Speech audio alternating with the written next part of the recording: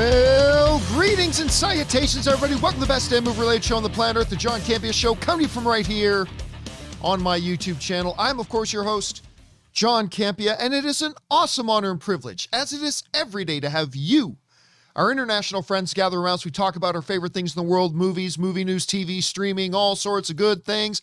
And guys, went to go see Eternals for the fourth time last night. It was my fourth viewing of the film. I saw it 3 times, once at the premiere, 2 press screenings. Then Anna and I went to go see it again last night. She liked it even more the second time around. I think I've liked it a little bit more each time that I've seen it. But at any rate, we'll talk about that a little bit later. But it is glorious to have you guys here today. And here's how today's show is going to go. We break the show into 2 parts, of course. In the first half of the show, we take some predetermined topics. And then in the second half of the show, we take your live comments and questions. If you'd like to get a live comment or question read on the show or in an upcoming companion video, simply use the tip link that's down in the description below. Go and click on that there or enter it in manually at www.streamelements.com/movieblogtv/tip. You'll be getting your comment or question read on the show if, of course, we deem it appropriate for our show. And, of course, you'll be supporting the channel at the same time. And all of us involved here at the John Campea Show, thank you guys very much for all your support. And by the way, something we've been testing out a little bit this week, but you guys seem to like it, so we're going to keep doing it for now, that if you guys are watching live, and this is only for those of you who are watching live, but if you guys are watching live, if you've got an opinion or a point to make about any of the topics that we're talking about here today, and you want me to read it a little bit later, just use the super chat feature in YouTube here. Again, this is for only those of you who are watching live. And then when we get to the end of the main topics, I will read through all those comments you send in. And remember, this is not a place to send in questions. I'm not going to be answering questions that get sent in there. That's for the questions part a little bit later. But if you've got a thought, comment, or observation that you'd like to make that you want me to read out, go ahead and fire it into the super chat there, and then we'll read that at the end of the main topics. Okay, guys. Before we get into those main topics, though, I want to do a little bit of house cleaning. First thing I want to let you know about is, don't forget, if you can't be in front of a YouTube channel for your daily fix of the John Campea Show, good news, there is an audio-only version called the John Campea Show podcast, and I don't think I've got it. No, I didn't have it set up. See, the last couple of days here, I've had a little bit of a hard time getting myself together. It's called the John Campea Show podcast. It is the audio-only version of the show, and it's available wherever you get your podcasts from. Just go to your favorite podcasting app of choice, search for the John Campea Show podcast, and that way the podcast feed will be there for you when you need it. And thank you to everybody who's already subscribed to the podcast. Okay, guys, let's get into an off the top here, shall we? And that off the top is this. Now, we're going to be talking about Eternals a little bit today. Of course, it's the biggest movie out right now. It just opened last night. And we're going to be talking about the audience scores in a little bit. But an interesting fact and figure just came in. You know, with the mixed reviews coming in about Eternals, you know, about half the critics like it, about half the critics don't like it. I really liked it, but I had no idea what other people were going to think about it, because it is a film that's very different from the rest of the MCU. And I have not known how people are going to respond to it. I know it worked for me, but unlike Shang-Chi, where I came out of Shang-Chi going, holy crap, I think everybody's going to love this. And clearly not everybody did. Not everybody on the planet. No movie has everybody love it. But I mean, I came out of Shang-Chi just knowing people are going to love this movie. People are going to love this movie. When I came out of Eternals, I had a big smile on my face. I really enjoyed what they did, but I did not feel the same way as I did about Shang-Chi, thinking everybody's going to love this movie. Everybody. I didn't think that. I didn't know how people were going to respond or react to this particular movie. And sure enough, the critic ratings have been very skewed. And the fact of the matter is, these are all brand new characters. These are all characters that 99.9% of the audience has never heard of. And so how would the film do at the box office has been one of the hanging questions. I mean, on top of whether the critics would like it and whether the audiences would like it, we'll talk about that parts a little later. We haven't known really how well is this thing going to do. Well, apparently it's off to a pretty darn good start. According to Variety and box office reports right now, Eternals made $9.5 million on its Thursday preview, which actually right now paces it ahead of Shang-Chi. This comes to us from the folks over at Variety. They write the following: Eternals, the latest chapter in Marvel's sprawling ever-expanding superhero universe opened to a mighty 9.5 million in Thursday previews. That is the third best preview result for the COVID era, just behind Black Widow, that had 13.2 million, and Venom Let There Be Carnage, that had 11.6 million. It's a tick ahead of Shang-Chi's 8.8 million haul. Internationally, Eternals is playing in 39 material markets to date, which has earned them an estimated 19.8 million in its first 2 days. Now, what is another really interesting thing about this $9.5 million opening number is the fact that if we go outside of the pandemic era and go to another MCU film that opened in November, not too awful long ago, Doctor Strange, Eternals actually did better business on its first Thursday night than Doctor Strange did on its first Thursday night outside of the pandemic era. Now, nobody expected Eternals, filled with characters nobody's ever heard of, to be the number one, right? It's not going to beat a sequel like Venom. It's not going to beat a OG Avenger in Black Widow. But I also, if I'm being honest, I didn't think it would top Shang-Chi. Because Shang-Chi, yeah, new character, but it looks full action movie. It's one new character. Yeah, if you'd asked me, did I think Eternals filled with all these characters that's even more different than most people are used to, and ain't nobody heard of any of these characters, did I think Eternals could have done better on its opening night at the box office than Shang-Chi? Frankly, no. Now, this is where it gets interesting. Shang-Chi went on to make $75 million in its opening weekend. $75 million in its opening weekend, which is great.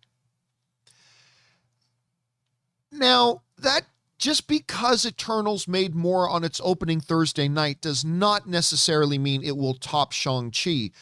But listen, again, me being honest, there were estimates out there that Eternals was going to make $70 to $80 million in its opening weekend, and frankly, I thought it would come under that.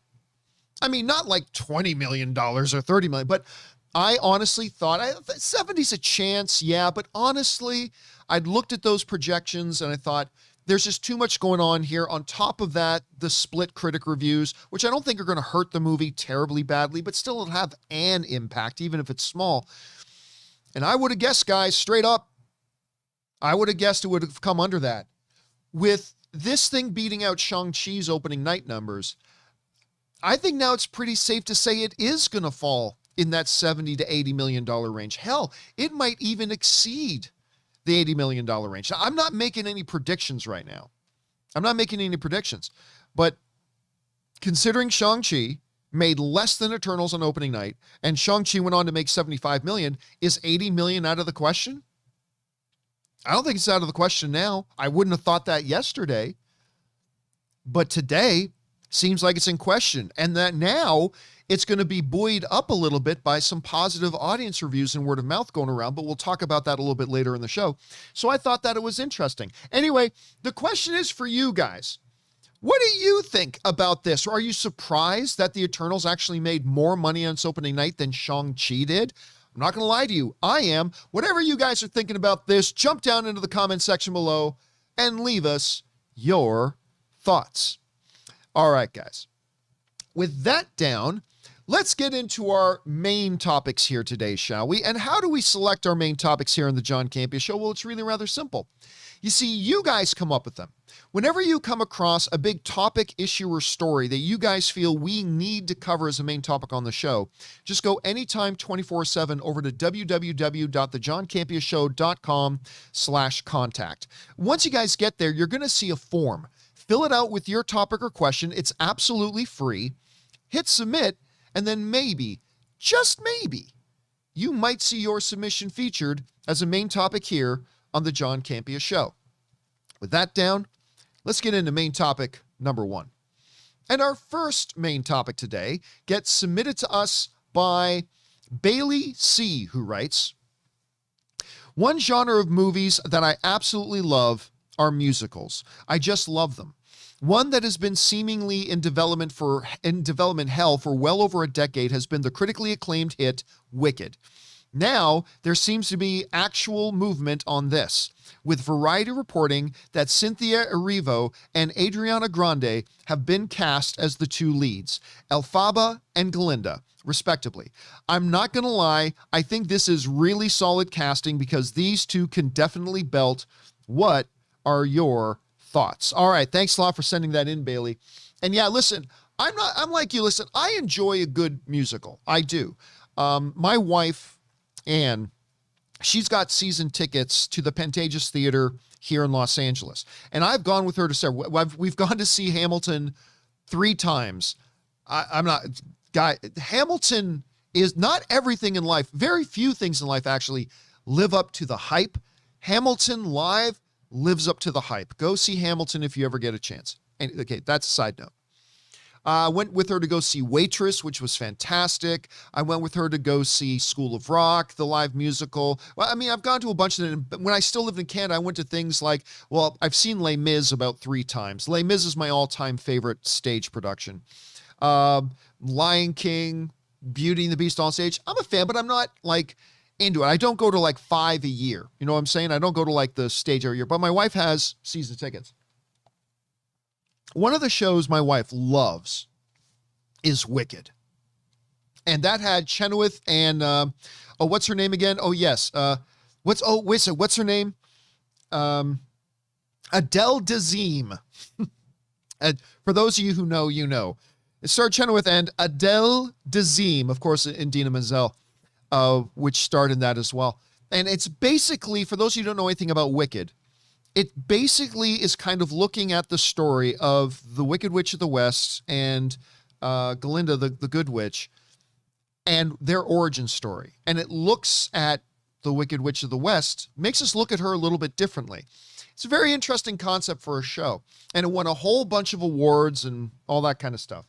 But they've been trying to get a movie made about this for a long time, and it looks like they are indeed finally making some movement on this. This comes to us from the folks over at Cinema Blend, who write, Hollywood has been trying to make a movie version of Wicked for a crazy long time.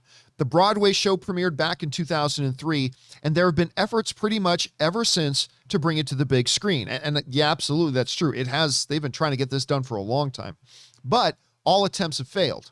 Well, now fans can start to get legitimately excited, as it seems that the latest incarnation is actually going to make it into production. What provides this confidence? The fact that Ariana Grande and Cynthia Erivo have been officially cast to play Galinda and Elphaba in the production. This news was announced by the director himself, John M. Chu himself, who signed on to helm the Wicked movie earlier this year. And that, again, comes from the folks over at Cinema Blend. Now, look,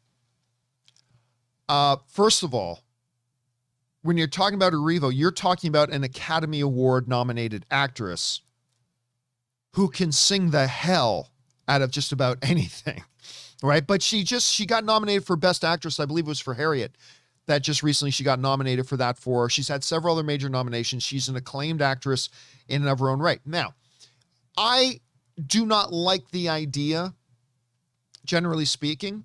I'm generally not a fan of famous musicians getting big roles in movies. But the one thing I've always said that I would give an exception for to that is if it's a musical. Because honestly, and this is one of the only times I'll say this about a movie other than a documentary, is that acting chops are not the number one priority. Acting chops are not the number one priority. It's still important. But if you want a great example about how and why acting chops in a musical should not be your number one priority, but rather singing ability needs to be your number one priority, go back to what I think is a pretty darn good live action adaptation that Disney did a couple of years ago of Beauty and the Beast. It's nowhere as good as the original, but I still thought it was pretty good. But one of the things that caught a lot of people off guard was the singing of Emma. What's Emma's last name? Harry Potter girl. Emma. It's not Emma Stone. It's Emma. You guys will come up with it. Throw it in the last name. I'm freezing. Watson. Thank you. Watson. Thank you, Tyler Rod and Anthony and Marcus. Yes, it was Emma Watson. Emma Watson, who is a terrific actress. I don't think anybody would deny she's a terrific actress. She's really good. And she's a good singer. Don't get me wrong. She's a good singer. But when all the songs started to get sung in that Beauty and the Beast live action thing, and then her singing parts came in, I mean, hey, she can sing better than most of us, but it stood out as not being an elite level voice, right? You go watch Greatest Showman, elite level voice, elite level voice, elite level voice, right? So it all blends in together perfectly. And then in Beauty and the Beast, Emma Watson, terrific actress. Hey, pretty good singer too, but not on that level. And for a lot of people watching Beauty and the Beast, that's what a lot of people talked about coming out of it. It was like, when she started singing, and she can sing better than most people, it kind of took them out of the movie. It seemed out of place, all that kind of stuff. So while I'm not a fan of singers getting big roles in movies, when it comes to musicals, I do make an exception. And you got the acting side part with Cynthia there, Academy Award nominee. But listen, like her music or hate her music, there's something you can't deny. And I kind of fall into the category. I'm not the biggest fan of Ariana Grande. I'm not going to lie. Not that I don't think she's a cool person. It's just that I'm not a huge fan of a lot of her material. That's all. No big deal. But whether you do like her material or you don't, you're a fool if you don't recognize, oh my God, this girl can sing. This girl can sing.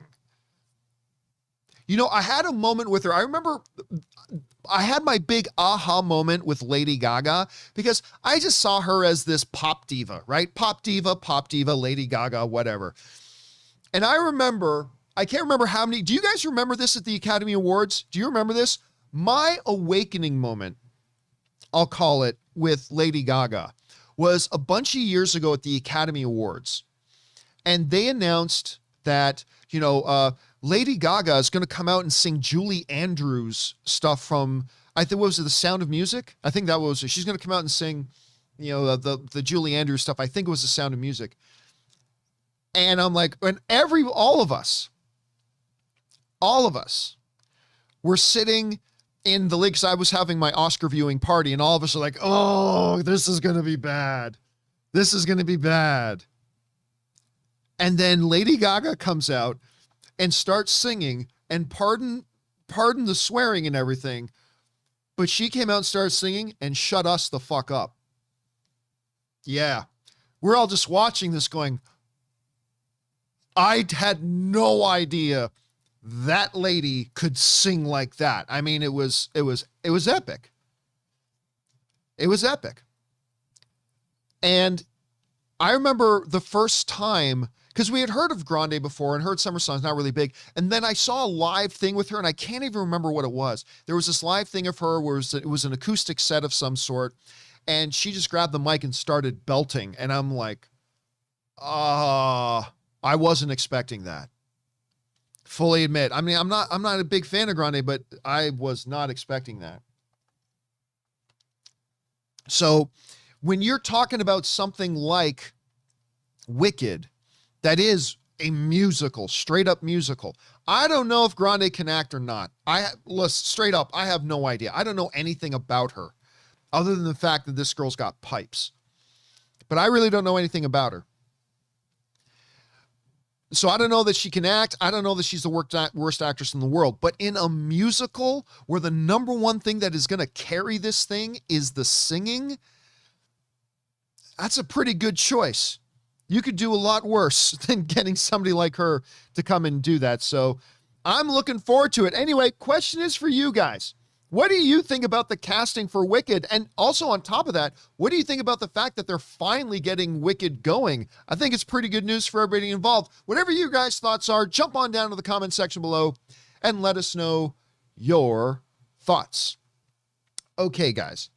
With that down and out of the way, I want to take a second here and let you guys know that today's episode of the John Campea Show is being brought to you by the good folks over at GetUpside. Now, you guys have heard me talking about GetUpside here for a bit. And listen, straight up, this is one of the best no catches apps I've ever been introduced to.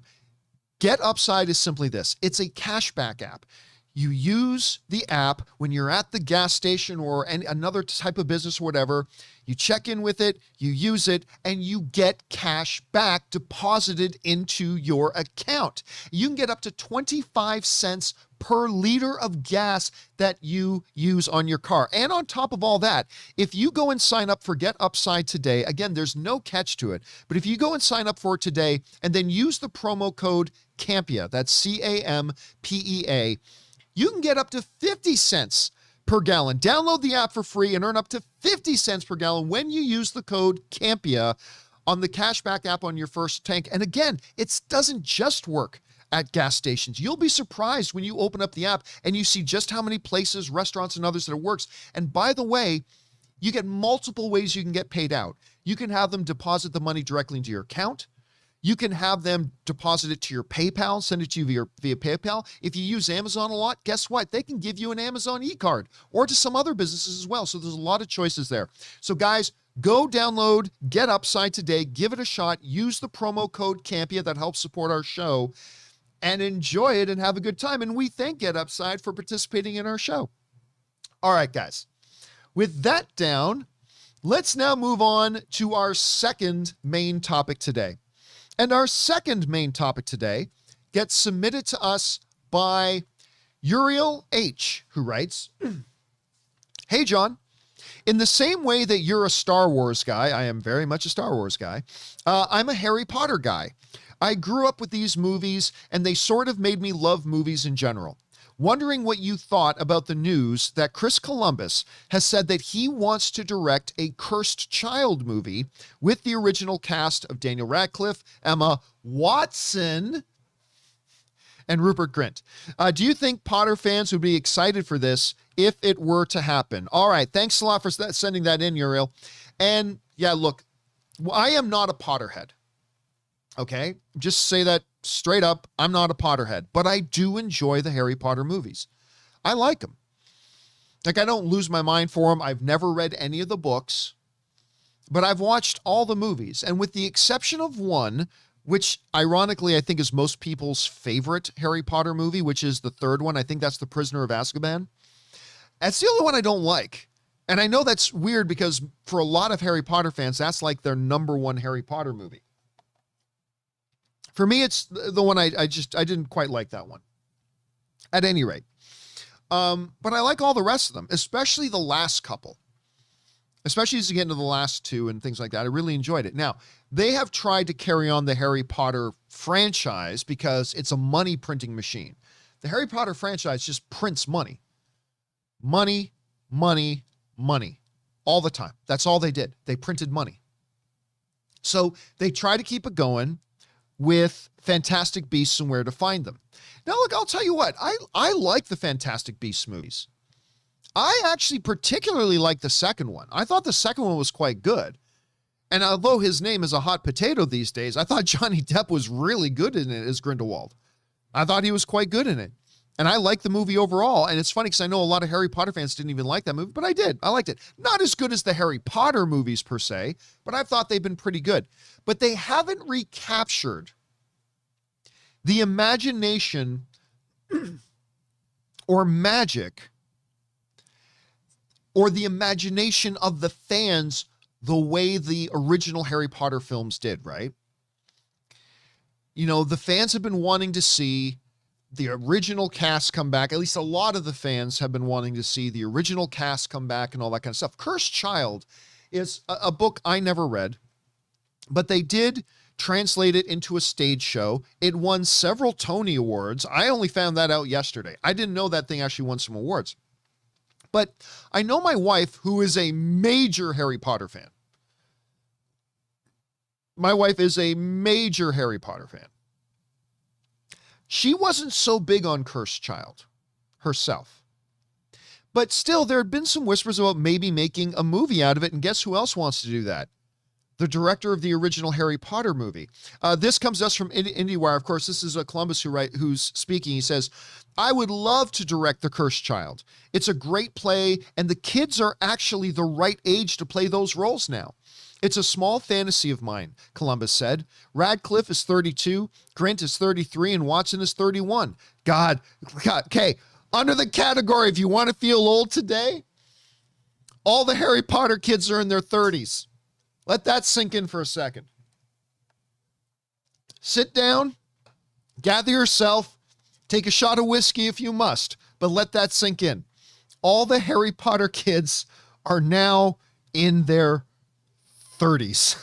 But anyway, we move on today. Harry Potter fans already got a glimpse of what the trio might look like in their older age in Deathly Hallows Part 2, where to some controversy, the makeup team tried to age them 20 years, the 20-year-old actors. It was much derided by fans. Yeah, I remember, I don't understand what the problem with that was, because at the end of the Deathly Hallows Part 2, they kind of flash forward in the future a bit, and they aged up the kids a bit. And I heard a lot of people complaining about it. I was like, I don't see anything wrong with it. I thought it was perfectly fine. But okay, look, at any rate, the idea now, Cursed Child, takes place, much later in their lives to the ages where these guys are now in their life. And telling a story from there is interesting. Listen, make no bones about it. I think you are crazy if you don't believe that a new Harry Potter movie made today with that original trio from the original movies, if you don't think that makes $1 billion at the box office, you're insane. You're absolutely insane if you don't acknowledge that's $1 billion movie like that. I don't care what controversy JK has herself in today or anything. I don't care about. You make a new Harry Potter movie today with that group, with these three, that thing makes $1 billion. Except for maybe Cursed Child. Now, again, listen, I don't have my finger on the pulse of the Harry Potter fandom nearly as much as I do with Star Wars fandom or comic book movie fandom, because I travel in those circles more, probably like much of you guys do. I don't have my finger on the pulse nearly like that as in the Harry Potter world. But I've heard from a number of people say that Harry Potter, the Cursed Child thing is actually a little bit divisive. It's actually a little bit divisive amongst a lot of the Harry Potter fans.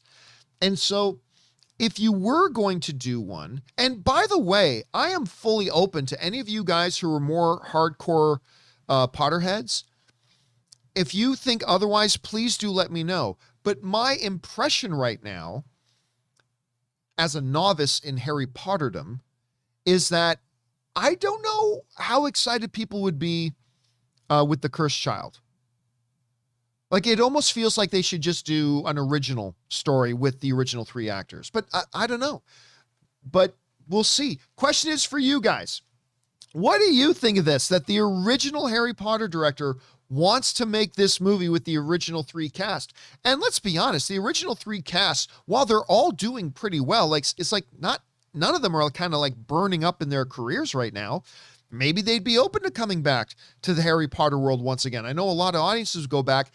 Anyway, guys, whatever you guys think, jump down into the comment section below and let us know your thoughts. Okay, guys.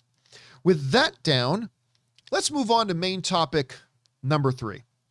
And our third main topic today gets submitted to us by Aaron Blockwell, who writes, Gal Gadot just did an interview where she said that they are already started working on the script for Wonder Woman 3 and confirmed that Linda Carter was going to be back for it. I'm a bit torn here. I really like the first Wonder Woman, but the second one left me a bit cold. Are you excited for the third film? How should fans be feeling about it? Thanks. All right. Thanks a lot for sending that in, man. And look, the Wonder Woman character has a very special place in the DCEU. I mean, certainly Wonder Woman as a character has a special place in all of comic bookdom and certainly in all of the DC history. But when it comes specifically to on-screen in the DCEU, Wonder Woman's a very important figure because Wonder Woman was the first DCEU era of movies film that came out and really won over all three of the major aspects. Wonder Woman won with the critics, Wonder Woman won with the audience, and Wonder Woman won at the box office.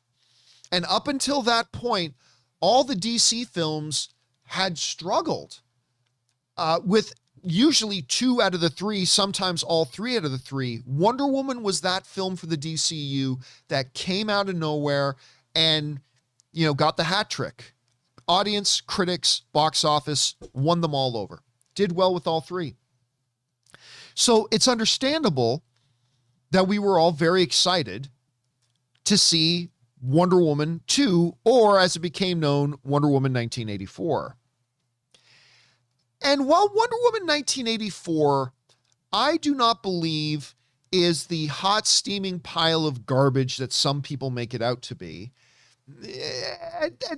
to generously put it, it was a step down from the first Wonder Woman. I was disappointed with it. Obviously, we know that they are capable of making a much better Wonder Woman movie because we saw the first one. Patty Jenkins is an incredible director. Every director has a bad day at the office, and unfortunately, to me, Wonder Woman 84 was that bad day at the office. Now, I'm sure some of you liked it. I mean, there are a bunch of fans who did like it, and that's awesome. But for me, and I think a lot of other people, ended up being a little bit of a disappointment. But while that may be the case, I remain very excited about another Wonder Woman because I believe Wonder Woman 84 represents their bad day at the office. I think it represents the worst that they can do. And when they do another Wonder Woman movie, I firmly believe it'll be closer to the first Wonder Woman in terms of quality than the second one. Anyway, this comes there from the folks over at Movie Web who write the following. Wonder Woman 3 has now been officially confirmed to be in development with director Patty Jenkins and stars Gal Gadot and the original Wonder Woman, Linda Carter, both set to star, reprising their roles from prior installments. Patty Jenkins, who so far has helmed both movies in the Wonder Woman franchise, had cast doubt over whether she would return for a third one due to the Warner Brothers' controversial streaming release strategy, but she did confirm her return for Wonder Woman 3 during the recent DC Fandom event. By the way, that's kind of one thing that's been getting overlooked a lot, that Linda Carter, of course, who cameoed in Wonder Woman 1984, probably one of the coolest moments in the film. There are a couple of good moments in Wonder Woman 84. One, I thought it was kind of breathtaking as they're flying the plane over the clouds as the fireworks are going off, stuff like that. That was a pretty cool moment. I like that. But also the Linda Carter cameo, I think everybody pretty much liked that a lot. I enjoyed that a lot. Hearing she's going to be coming back to reprising that role, I think that could be pretty interesting. So good on that. And yes, in her interview, Gal Gadot confirmed that, yep, the script is underway. We're already working on it. They don't have a release date yet, which is fine. You want to get the script kind of firmed up before you do that.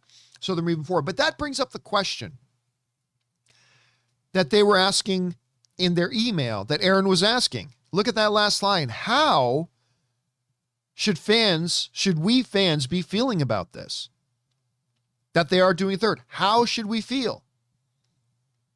Should we feel nervous?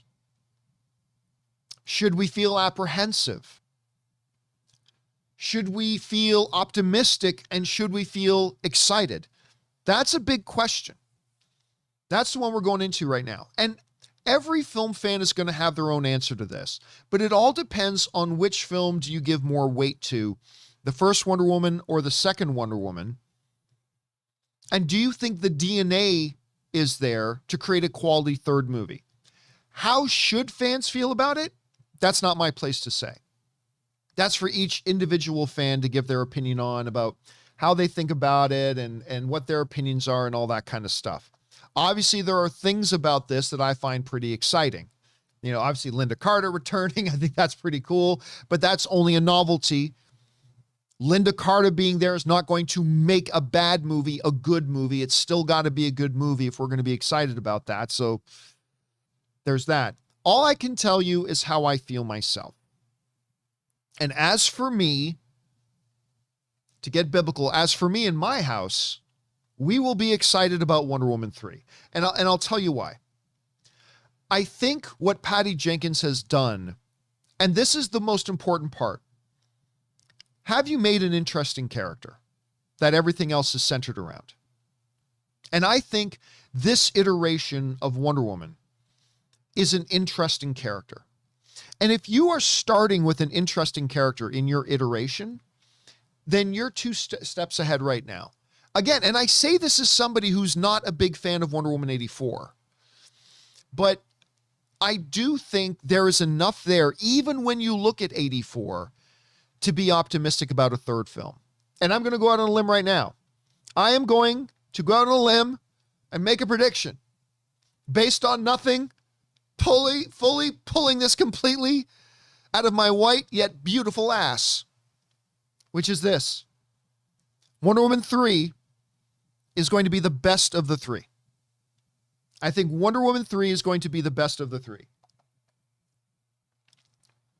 I think they are going to take all of the good things about the first one. I think they're going to learn their mistakes from their second one. And I think Patty Jenkins is going to deliver unto us the best Wonder Woman movie yet. I'm not saying the best comic book movie yet. I'm not saying the best DCEU movie yet, but I think she's going to deliver unto us the best Wonder Woman movie yet. I really do. I'm going to choose to believe that until I see otherwise.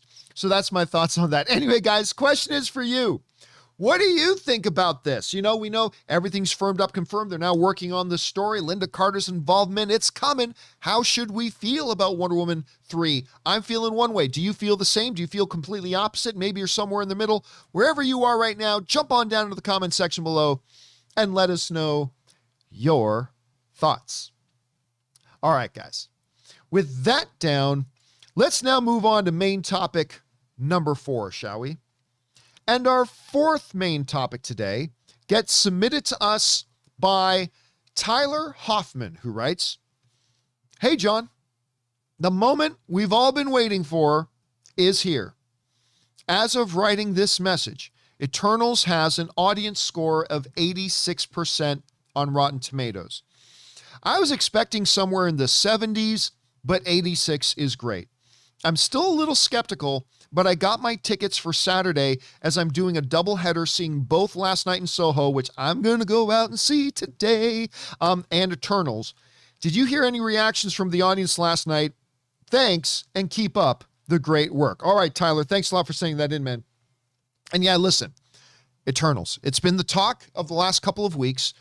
It is the biggest movie out there right now. It's going to be the biggest movie until Spider-Man comes.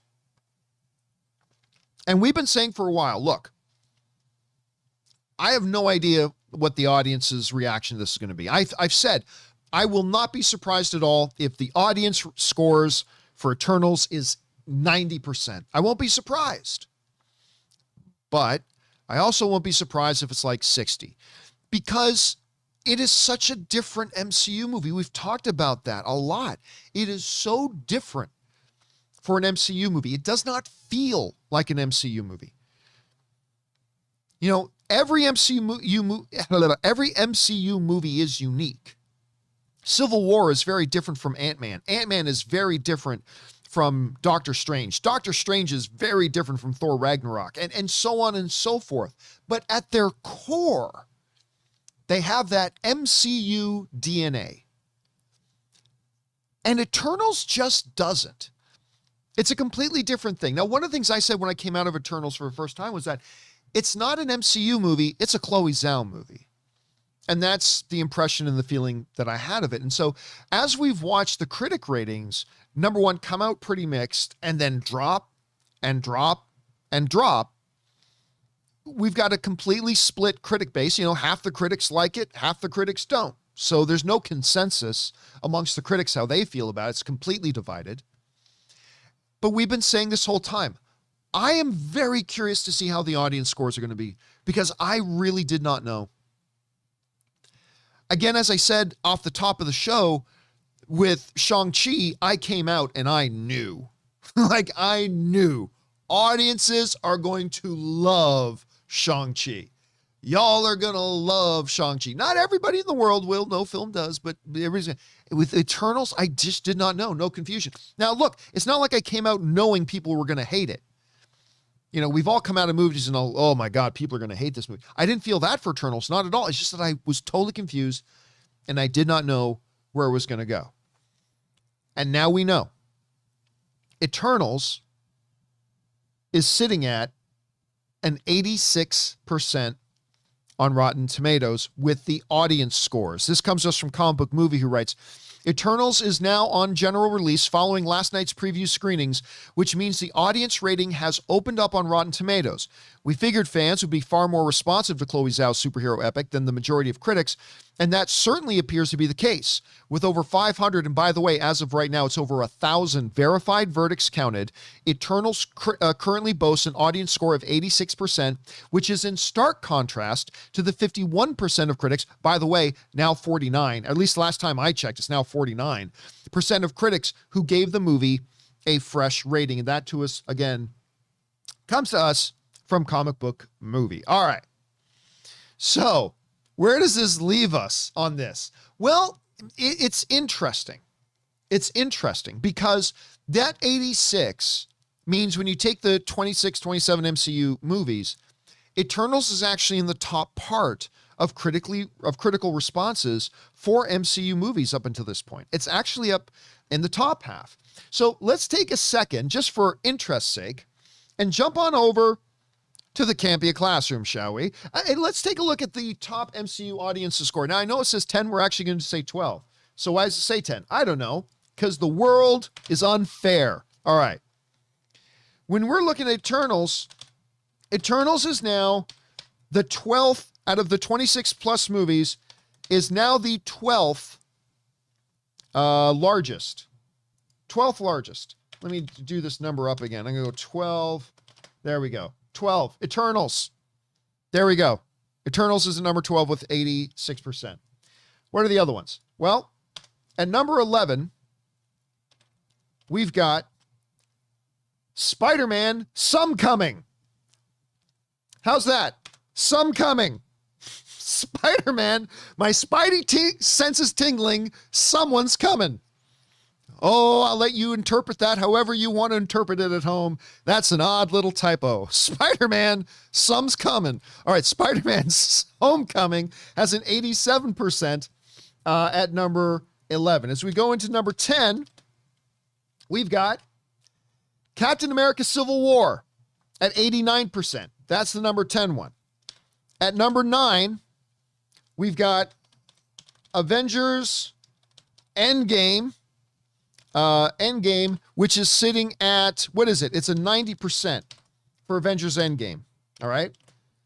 At number 8, we've got the first Iron Man. That is sitting at a 91%. That's the number 8 most best audience rated movie for the MCU. At number 7, we've got the original Avengers, my actual all-time favorite comic book movie, which just fractions higher than Iron Man at 97 with an overall 91% as well. All right. At number 6, we've got, what do we got? We have another Avengers movie, Avengers Infinity War, which just sits like fractions of percentages above the original Avengers movie. That's sitting at 91% as well. At number 5, we have another team-up movie, if you will, sitting above Avengers and Avengers Infinity War. We've got the Guardians of the Galaxy at 92%. So that's for Guardians of the Galaxy. At number 4, we've got Captain America, the Winter Soldier at 92%. So that sits above, that's just fraction of percentages, fraction of points above Guardians of the Galaxy. All right, at number 3, this is a surprise, Black Widow. Now, I am a little, that one surprises me. Black Widow getting 92% surprises me. But when I think about it, it really shouldn't surprise me all that much. Because remember, this isn't audiences saying this is the third best movie in the MCU. What it's saying is that everybody who watched it at least liked it. And think about this. Black Widow came out, and it was the first taste of an MCU movie in a while, right?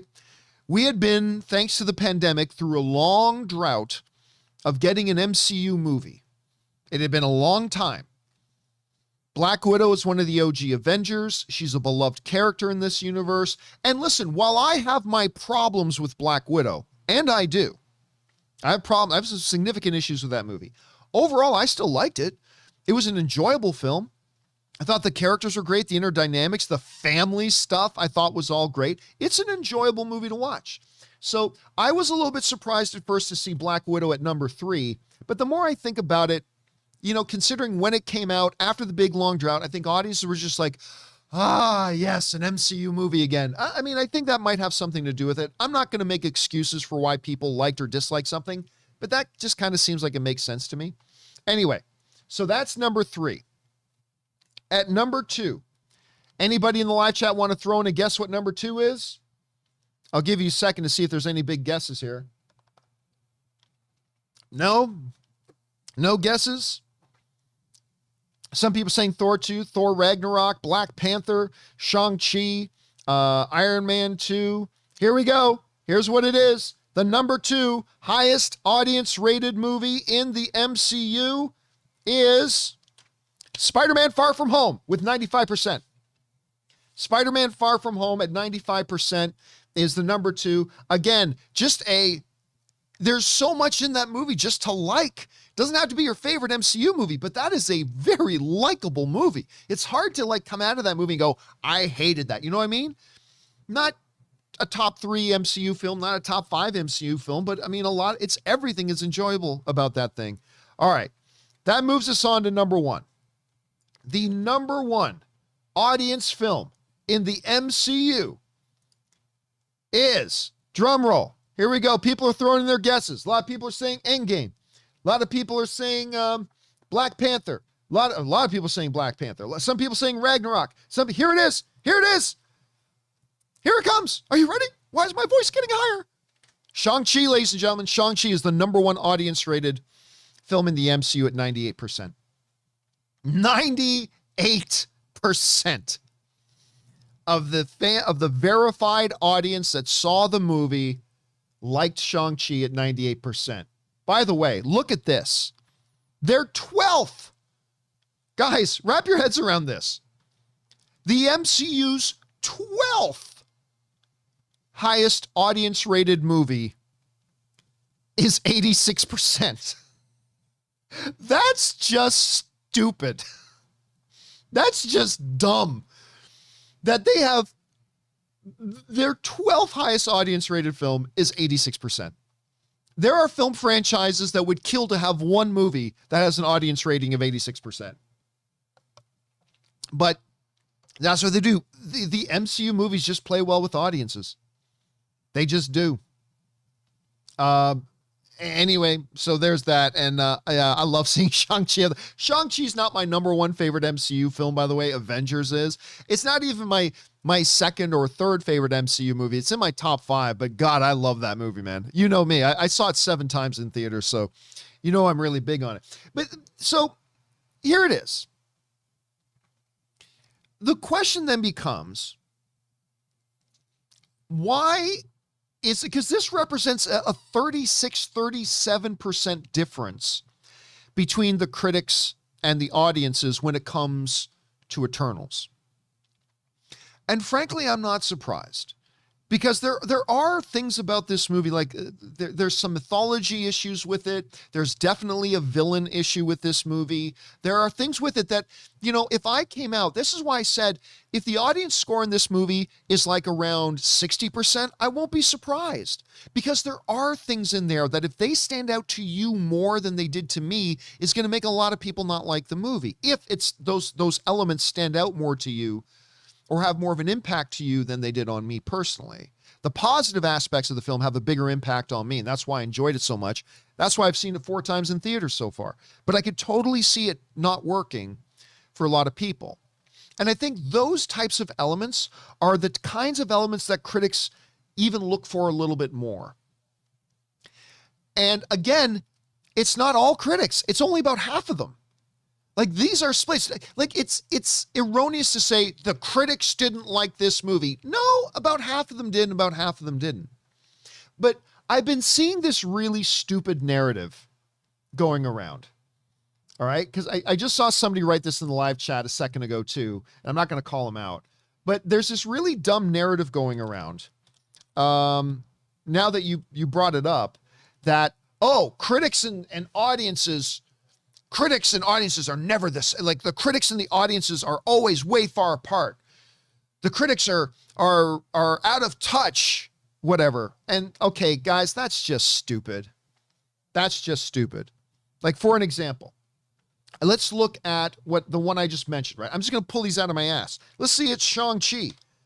We already know audiences love Shang-Chi, right? Audiences love Shang-Chi. Did the critics? Well, let's find out. Yeah, look at that. The critics and the audiences are they're only 6 points apart. The critics and the audiences love it. Let's pull another one out of my ass. Black Panther. A lot of you guys were mentioning Black Panther. Black Panther. Okay. Were the audiences and the critics totally far apart? Why didn't I get the movie? I must have clicked on the wrong one. Hold on a second. Let me try that again. Black Panther. Oh, the joys of doing a show when you don't have technical help in the studio with you. Look at that. 17% difference. If you're within 20%, that means you're not only in the same half, you're in the same fifth. If you're within 20%, you're in the same fifth. Not even the same half, not even the same third, not the same quarter, the same fifth. There's only 17% difference here. What's another one? Well, we just mentioned Guardians. Guardians of the Galaxy. 2015 film. What do we got? Oh, I clicked on the wrong one. That's some Guardians of the Galaxy video game. Okay, Guardians of the Galaxy movie. There it is. Wow, is that 2014? Holy shit, look at that. Bang on. 92%, 92%. Like, exactly right on. This narrative that people think makes themselves sound cool by going, the critics and the audiences are really always far apart. No, they're not. Let's pull another one out of my ass. What's another MCU movie? What's one we were just talking about? Endgame? Okay, let's go Endgame. What did the audience and the critics think of Endgame? I better put in Avengers Endgame because I'm not getting Avengers Endgame. There we go. 94 and 90. They're 4% apart. 4% apart. Now look, I can point you to a couple of examples where they came further apart. For example, let's go Joker. Joker's a big one, right? That's one where they were far apart. How far apart were they? Look at that. They were still within 20% of each other. Even Joker, which everybody knows the audience and the critics were way far apart on. Well, actually, they were only 20 points away from each other. That again, even Joker, they were within the same sphere. They were in the same fifth. They were within the same 20%. And that's a huge example of one that the critics and I don't know, what's another one? There's a movie I like, Ant-Man. Let's bring up Ant-Man just for fun. Ant-Man, 2015. I have no idea what this number is going to say. 83 and 86, 3% apart from each other. So yes, this thing with Eternals is a big example of when the fact that you can, because all films are subjective, this is going to happen where you're going to have a situation where the critics and the audience have some significant distance between them. In this case, there's like 36, 37% point difference. But the reality is that 90+% of the time, the critics and the audience are going to be within throwing distance of each other. Within that 20%, that 1/5 mark, the majority of the time. And again, you can try, but here's the thing, the very fact that we can throw out Joker, right? That just highlights the fact that it's the rare occasion. That probably a Star Wars movie or two. Probably, I don't know. What's another example here? Let's try, maybe something like No Time to Die will have a big difference. Nope, I was wrong. No Time to Die they're pretty much bang on identical, 84% and 88%. So yeah, we can throw out the odd one that has one. Oh, I just saw a good one in the live chat. Akash M just gave us a really, really good one. A good example of one when the critics and the audiences were far apart. Venom. 51% difference. I love Venom. I don't care what anybody says. I love Venom. But I mean, that's a good one. But the fact of the matter is that the fact that you have to actually hunt and search around for when they're far apart, whereas I can just throw up 15 random ones and they're usually within 10%, at max 20% apart. That just proves the point that 9 times out of 10, the critics and the audiences are usually within throwing distance of each other. There's definitely examples when they're not. Eternals is one of them. So why is Eternals one of these movies where it didn't really land with the critics, but it seems to be landing pretty well with the audience? Two things I want to make sure we keep in mind. Number one, that while an 86% is great, it's not in the top 10 of MCU movies, but it is in the top half. It's in the top half of MCU movies, but not in the top 10. And there are still a lot of critics out there. There's this whole narrative, like people misunderstand Rotten Tomatoes. When they see a movie gets like 57%, that means the critics hated it. No, it means a good number of critics didn't like it, but an almost equal of number of critics did like it. There's this narrative going that the critics hate Eternals. I'm a critic.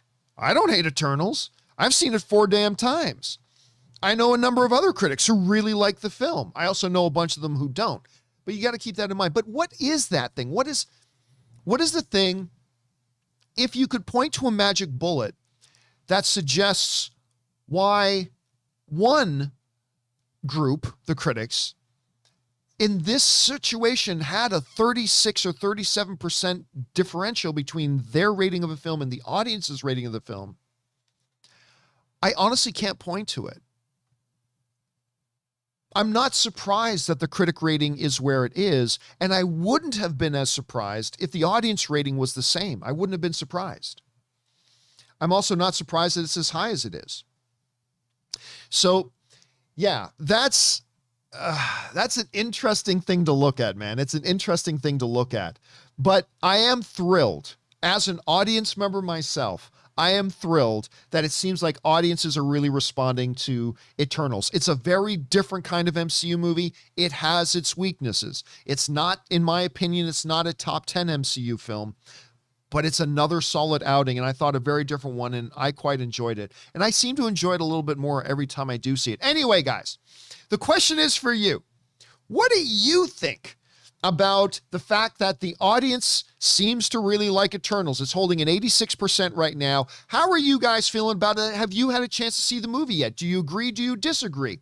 By the way, guys, don't forget my most anticipated open spoiler discussion I think we've ever done on this show, because of how many diverse opinions I think we're going to get. My number one most anticipated spoiler discussion show we've ever done for the Eternals is coming on Sunday. So the open spoiler discussion for Eternals is Sunday. You got today to see it, tomorrow to see it, the first early morning screenings of Eternals on Saturday, whatever. But please plan on joining us for that open spoiler discussion on that day. So whatever you guys are thinking about this, jump on down into the comment section below and let us know your thoughts. Okay, guys. Now what we're going to do is we're going to move on and start reading off those comments and observations you guys have been firing in using the super chat feature. But we're going to take just a quick short break here, if you don't mind. I'm going to take about a 3-minute break here. Hang tight. Talk amongst yourselves. Use the bathroom. I'm still going to give you a couple of minutes to throw in some observations and comments if you'd like in the super chat feature there before we read them. So hang tight with us, guys. Don't go anywhere. We will be right back.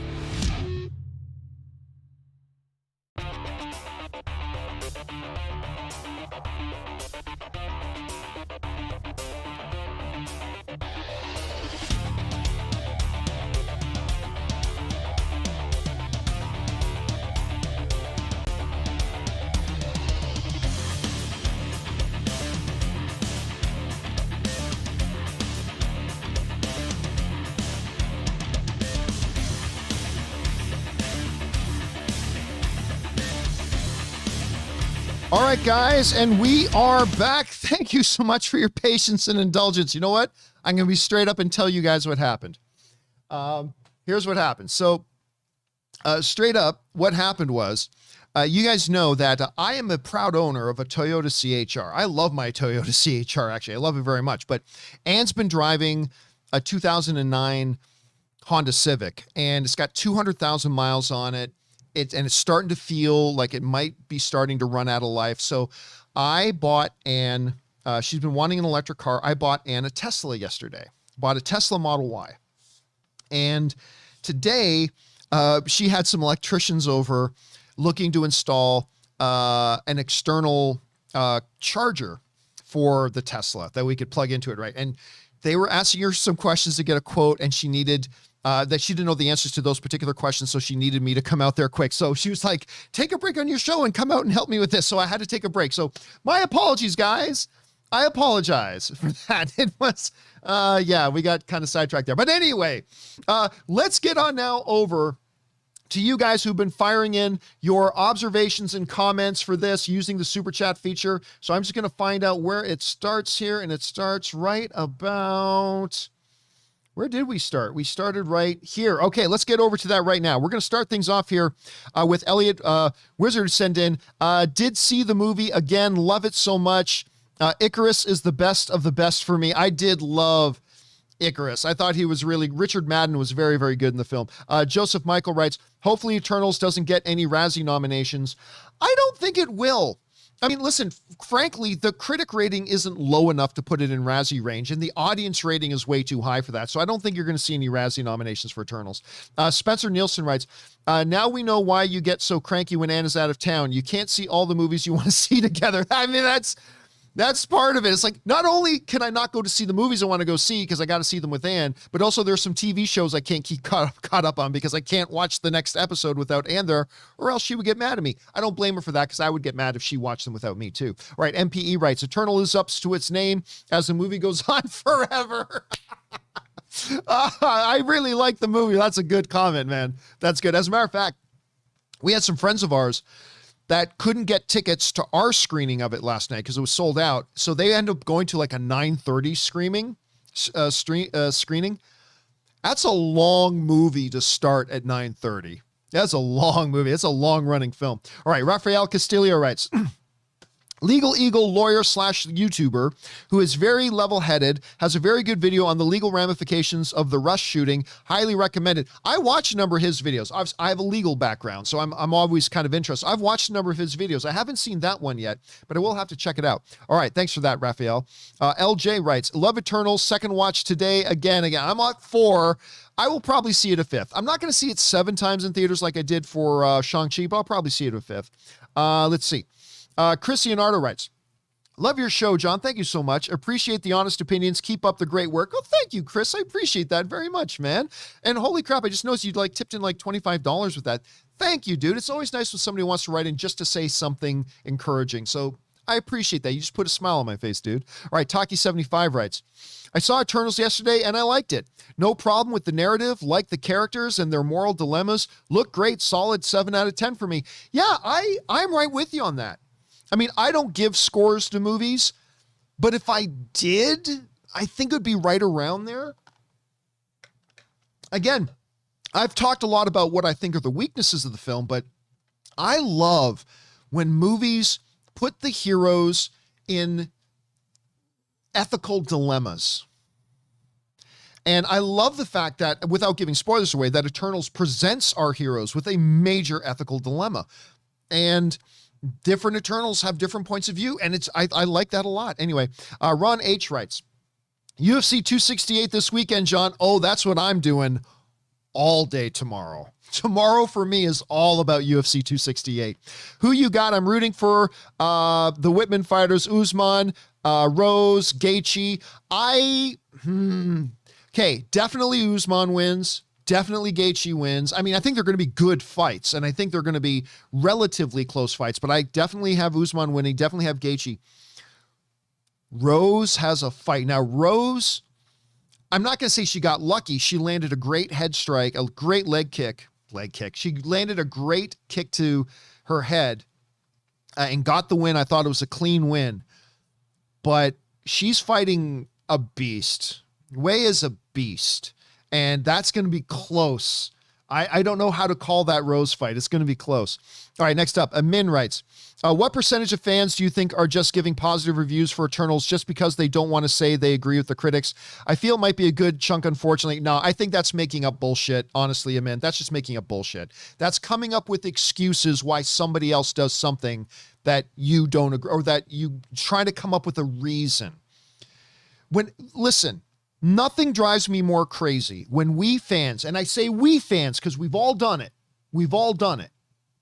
It's just a matter of when we catch ourselves doing it. When something is going on about other people have an opinion about a movie, or other people like something or don't like something, and we try to come up with an excuse as to why they do. And man, come on, man. You're a longtime viewer of the show, man. You know better, dude. You know better, brother. Come on, bro. You know better. That's just making up a bullshit excuse. There is nothing to back that up with. All right, next up. But we've all done it. We've all done it. James Argento writes, first post-credit of Eternals had biggest cheer in the theater for spoiler reasons. Also, did you see who second person the second post-credit screen was? Yes, I did. Can't talk about it right now, but I absolutely did. I love both post-credit scenes, by the way. I love them both. You know what? I might actually even prefer the second post-credit scene, but we'll talk about that on Sunday. Mark Nito writes, busy this morning. I saw Foundation, Invasion, and Finch. Intrigued, mysterious again, and totally amazed. Eternals awaits tonight. I haven't seen the newest episode of Foundation yet because I had to wait for, Anne got home, but then we went up to see Eternals last night, and we've been busy today. So I haven't seen that yet, and we haven't watched Finch yet. That's the new Tom Hanks movie. You know, Tom Hanks is everything to Anne, so we're going to be watching that a little bit later. B. Gill Studios writes, Ariana was in the Nickelodeon shows. I had no idea. I don't give a shit about Nickelodeon. So there you go. But thank you for the update on that. Michael White just sends in a super chat badge to be supportive. Thank you, Michael White. I appreciate that, dude. Per Asanth, and I'm not even going to try to pronounce your last name because I'm just going to insult you if I do, because I'm terrible at Canadian names, let alone other names. But Paranseth writes, just to let you know, Grande was an actress before becoming an artist. She was in a couple of Nickelodeon shows, as somebody else was just mentioning, and I believe she was in a Broadway show before. See, I don't care about the Nickelodeon stuff. That doesn't mean or prove anything. That's not thespianism. But if she was in a Broadway show before, that's no slouch. If you were in a Broadway show before, so that's interesting to know. Thanks for sharing that, dude. Purple Queen writes, oh my God, just saw Eternals yesterday. It was amazing, suspenseful, emotional, and beautifully shot. The final act was my favorite. I cannot wait for spoiler talk. I can't wait for spoiler talk either. Because not just because I really like the movie and I'm excited for everybody to tell me how much they like the movie. I'm actually really excited to hear from people who maybe didn't like it as much and why. And why they did, because again, I think this is one of those this might be the most interesting MCU film yet. How's that for thing? I think it might be the most interesting MCU film so far. Soggy Ass Max, subscribe today, just sends in a super chat to be supportive. Thank you, man. Colby writes, Nicki Minaj is queen of rap. Ariana Grande, queen of pop. Listen, as long as Madonna is still alive. I mean, she clearly doesn't have the career today that she had, but as long as Madonna still lives, she's the only ass sitting on that throne. Like, as long as Madonna is alive, hers is the only ass sitting on the throne as queen of pop. It just is. I'm not even a huge Madonna fan. I'm not, but there just ain't no getting around that, in my opinion. All right, next up. Let's see. Tyler Rod writes, I'm all for a Harry Potter Cursed Child movie, but I want Alfonso Cuarón back to direct. Prisoners of Azkaban was the best directed of the franchise. Again, it's the one Harry Potter movie I didn't like, which is funny because most everybody else thinks it's the best Harry Potter movie. It just shows how we all have different opinions. All right, next up, Carson Hutchison writes, and send in like a $20 super chat. Thank you. Carson writes, hey, John, I've seen Dune at least 6 times. Bravo. On HBO Max, and I'm planning to see it on IMAX this weekend. I was wondering if HBO will release viewer numbers sometime soon. In fact, the only reason I got HBO Max is to see Dune. Well, you're very rare because that's the thing. These streaming services put out this stuff on there in an attempt to get brand new subscribers. And them putting these movies out on HBO Max has not gotten them the kind of new subscribers that they thought. As a matter of fact, they have had growth in 2020, but when you look at the growth they had previous to the new year starting, you notice that the growth trajectory has pretty much stayed the same. They were kind of already on the same trajectory. So it's interesting. All right, next up. Soggy Ass Max writes, we're proud to announce that Daniel Day-Lewis has been cast for the new Battle of the Cosmos film directed by Steven Spielberg. Greatest director of all time, greatest actor of all time on the greatest new streaming service in the world, Soggy Ass Max. You can get Soggy Ass. You can get Soggy Ass Plus. You need Soggy Ass Max. Jace Little writes, does your press credentials allow you to see movies multiple times before the release date? Could you briefly explain that process? Guy, that's a question. This is not a part for questions. If you want to send in that question, send that in on a regular thing. But just so you know, there's no such thing as anymore as press credentials when it comes to film critics. But send that in the appropriate thing, and we'll talk about it as a topic sometime. George Mini Gerode writes, longtime fan and first-time tipper. Thanks, man. As a Harry Potter fan, I would much rather see a movie focused on the trio in their adult lives than Cursed Child. And you know what, George? I think, again, I'm not totally tied into the Potterverse, but I kind of think most Harry Potter fans feel that way. Maybe I'm wrong about that. I don't know, but I don't think you're wrong. All right, next up, Drew C. writes, don't understand the hate Eternals is received. I'd say I like it better than Shang-Chi. Wasn't all that boring like people have been saying. That's crazy to me. Again, but all film is subjective, right? All film is subjective. There are a bunch of people who like it. There are a bunch of people who don't. It is what it is.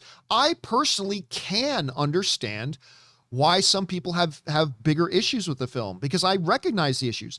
Those issues aren't as big to me as they are to other people, but as they are to you. But I get it. I get why there are people who don't like this film. I do. It doesn't stop me from liking it and think it's really enjoyable. But yeah, I can kind of see it, Drew. All right, next up, James LH. But I'm glad you liked it, man. I'm glad you liked it. James LH writes, hey, John, finish work 8 p.m. in the UK. Then it's Eternals at 8:30. Hope there's no critics got it wrong. There's no such thing as simple as like, dislike. And by the way, this makes me laugh. When people say critics got it wrong, well, which ones got it wrong? The half of the critics that liked it got it wrong? Or the half of the critics that didn't like it get it wrong? See, that's the stupid thing to me. Critics got it wrong. Well, the critics are almost completely evenly split. So what do you mean they got it wrong? Are you saying the critics, because either you're saying the critics that liked it got it wrong, or how did the critics get it wrong? Half of them like it, half of them don't. That makes no sense. So yeah. Anyway, I hope you have a good time, James. Zishan writes, people will be excited for the original trio, but only that. Cursed Child is terrible and has been disowned by a lot of the fans. There's also the Fantastic Beasts movies that aren't doing that well. Well, that's not true. The Fantastic Beasts movies are doing well. They're not doing well as the Potter movies, but they are doing well. And I happen to like them. But again, they don't, even to me, a non-Potterhead, I don't think they capture the same magic that the first ones did. Anyway, thanks for sharing your thoughts on that, Zishan. Lord Genome 76 writes, I feel like Eternals is a DC main course with MCU appetizers. The action and concepts definitely gave me DC vibes. Then you have MCU comic relief. I disagree. I've heard a couple of people throw out say, Eternals feels like a DC movie. I've seen the movie 4 times now, and I like every single DC movie other than Harley Quinn and the Fabulous or the Birds of Prey and the Fabulous Emancipation of One Harley Quinn. I don't like that one. But other than that, I like every single DCU movie, and I've seen this movie 4 times. I do not see it. And you're not alone, Lord Genome. I've heard other people say this movie kind of feels like a DC movie. I've seen the movie 4 damn times. I'm like, not once have I ever gotten that sense. And that's not a bad thing, nor a good thing. I'm just saying, I never once got that sense. But, that's just me. I'm glad you had your experience, dude. All right, J.R. Wheeler writes, John talking about shocks in musicals. Nothing beats Ewan McGregor in Moulin Rouge. When he first opens his mouth to sing, I was blown away. Who knew? Yeah, I love Ewan McGregor in Moulin Rouge. That moment we start singing, my gift is my song, and this one's for you. And you can tell everybody this is your song. It's great. I mean, look, Ewan McGregor is not a world-class singer, but he did very, very well in that movie. And he also did very well, speaking of that Beauty and the Beast movie, remember? He was one of the characters in Beauty and the Beast as well, the live-action one. He's really good. I mean, he's not Hugh Jackman, but he is very good. All right, thanks for sharing that, JR. Let's see, next up, Dante Surechia writes, breaking news, Indiana Jones crew member found dead. Very sad and crazy news. Yeah, that came out yesterday. He didn't die on set. He didn't die as a result of an accident. It's not like the Russ situation. Apparently, one of the crew members, I think he was one of the cameramen for Indiana Jones 5, was found in his hotel room. Now, the report that I read said he died of natural causes, which is a tragedy, but it's not like the Russ situation. It's not. I saw some people writing last night, oh, another person died on set of a movie. No, they didn't die on set. They didn't die as a result of doing the job. They had died, unfortunately, passed away in their hotel room. From what I've read so far. Lord Genome writes, overall, Eternals might be a top 5 MCU film to me. You know what? I've heard a number of people say the same thing. I don't think it's a top 5 for me, but I certainly like it. And you're not alone, Lord Gino. I've heard of other people say it's a top 5 for them. Ben Rayner writes, Wonder Woman 84 was okay for me, but I'm still looking forward to 3. I hope they don't go out of their way to bring back Pine. He was good in 84, but it made no sense story-wise, and it would feel forced in 3, in my opinion. I'm going to tell you right now, Ben. I'm going to tell you right now. Not only do I think Chris Pine will be back for 3, I will be surprised if he's not. Listen, you guys remember we talked on yesterday's show that I think Gal Gadot has very much improved as an actress. Because honestly, I thought at one point she's one of the worst, talent-wise, she's one of the worst actresses in the business. But over the years, every time I've seen her, she's made a bit of improvement. And then they see her again and she made more improvement. To the point now that, you know what? I don't mind Gal Gadot being in a movie now.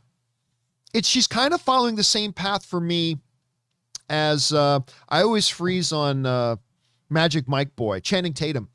She's taking the same trajectory for me as Channing Tatum did, who I used to think was the worst in the business, and now I love Channing Tatum. And for a long time, I thought he was the worst actor in Hollywood getting work, but he busted his ass and busted his ass and busted his ass and worked and worked and worked and learned and learned and learned, and he kept getting better, and now I love seeing him in things. And hopefully, fingers crossed. But even though I think Gal Gadot is getting better, and she definitely is, Chris Pine, to me, has been the heartbeat of the franchise.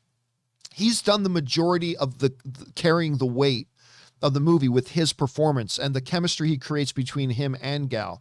So I'm not saying he will be in 3, but I'm saying I'll be surprised if he's not. I'm not saying I disagree with you that they shouldn't put him in, but not only do I think they will put him in, I think, it'll be really surprised if they don't. Okay, anyway, Dan's Productions writes, I don't think that the MCU is going to get affected by this Rotten Tomatoes score. Not at all. They can learn from this. Feige don't seem to care about the Rotten Tomatoes score. No, absolutely, he doesn't. Kevin Feige cares about one opinion, and that's Kevin Feige's. That's it. And he's not going to be, look, you can't do 26 films and not have some diversity in opinion. You can't go 26 films in a row and not have some diversity of opinion. It's just not possible. Every once in a while, you're going to get an Iron Man 2, and you're going to get a Thor Dark World, and you're going to get an Eternals.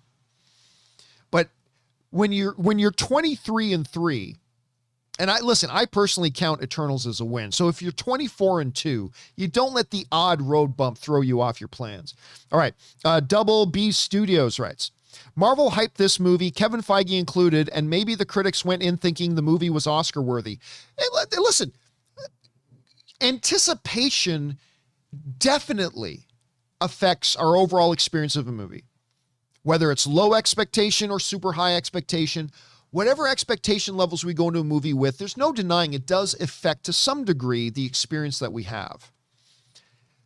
And maybe that was one of the reasons for some of the critics. Maybe. I don't know. I don't want to ascribe any excuses, but maybe super, super high expectations may have affected a couple of the critics. I don't think it affected like every critic who didn't like the movie. That was the reason. Nah, I don't believe that, but maybe it affected a couple. Maybe. It's not a bad observation, Double.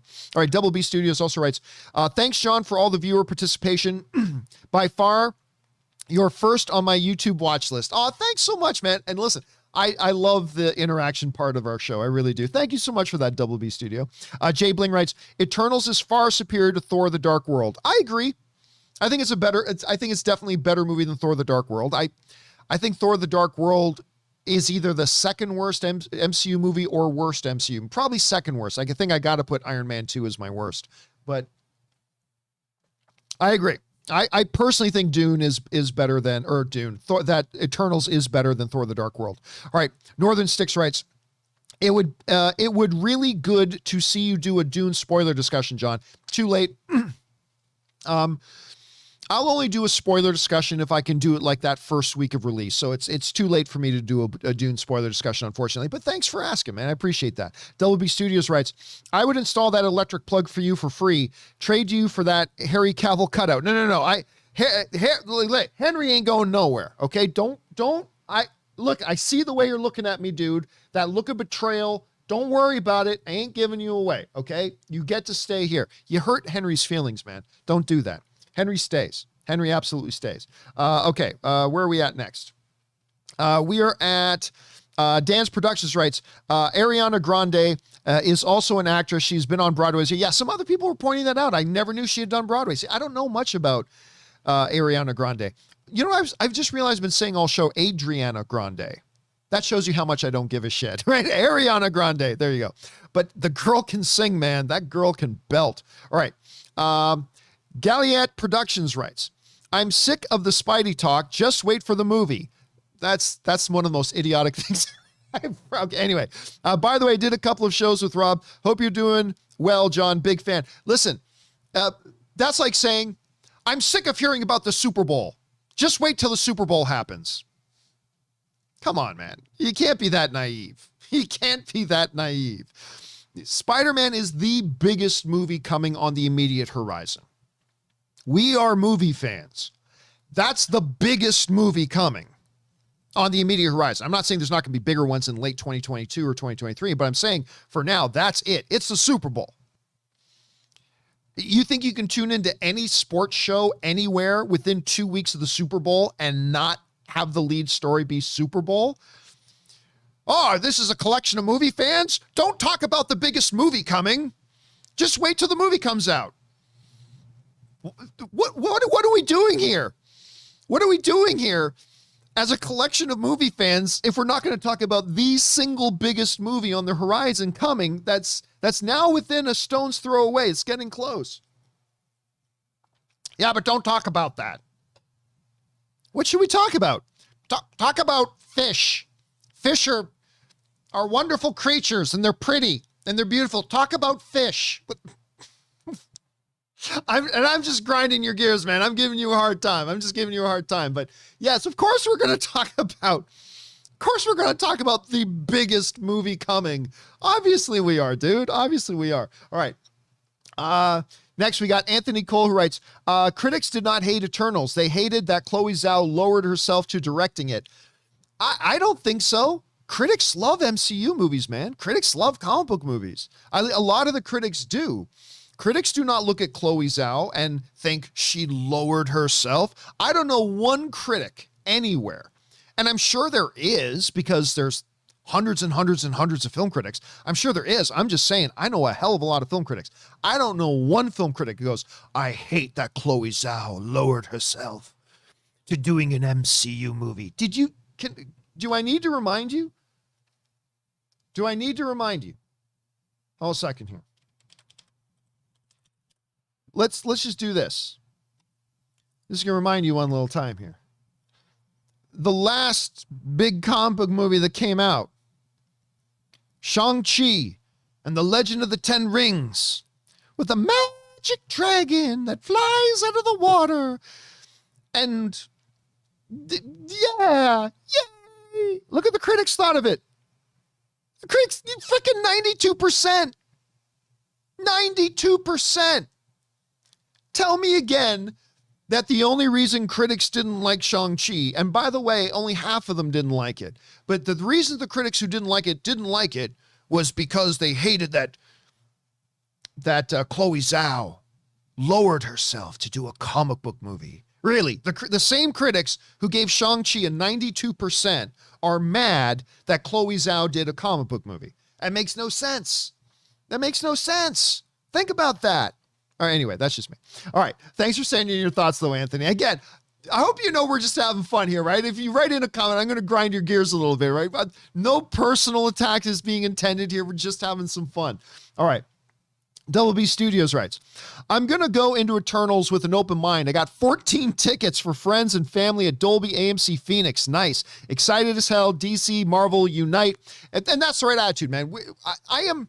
Here's the thing. People often ask me, like, I'll say I'm a DCU fan. Yeah, and I'm an MCU fan. But really, I'm a comic book movie fan. I like comic book movies.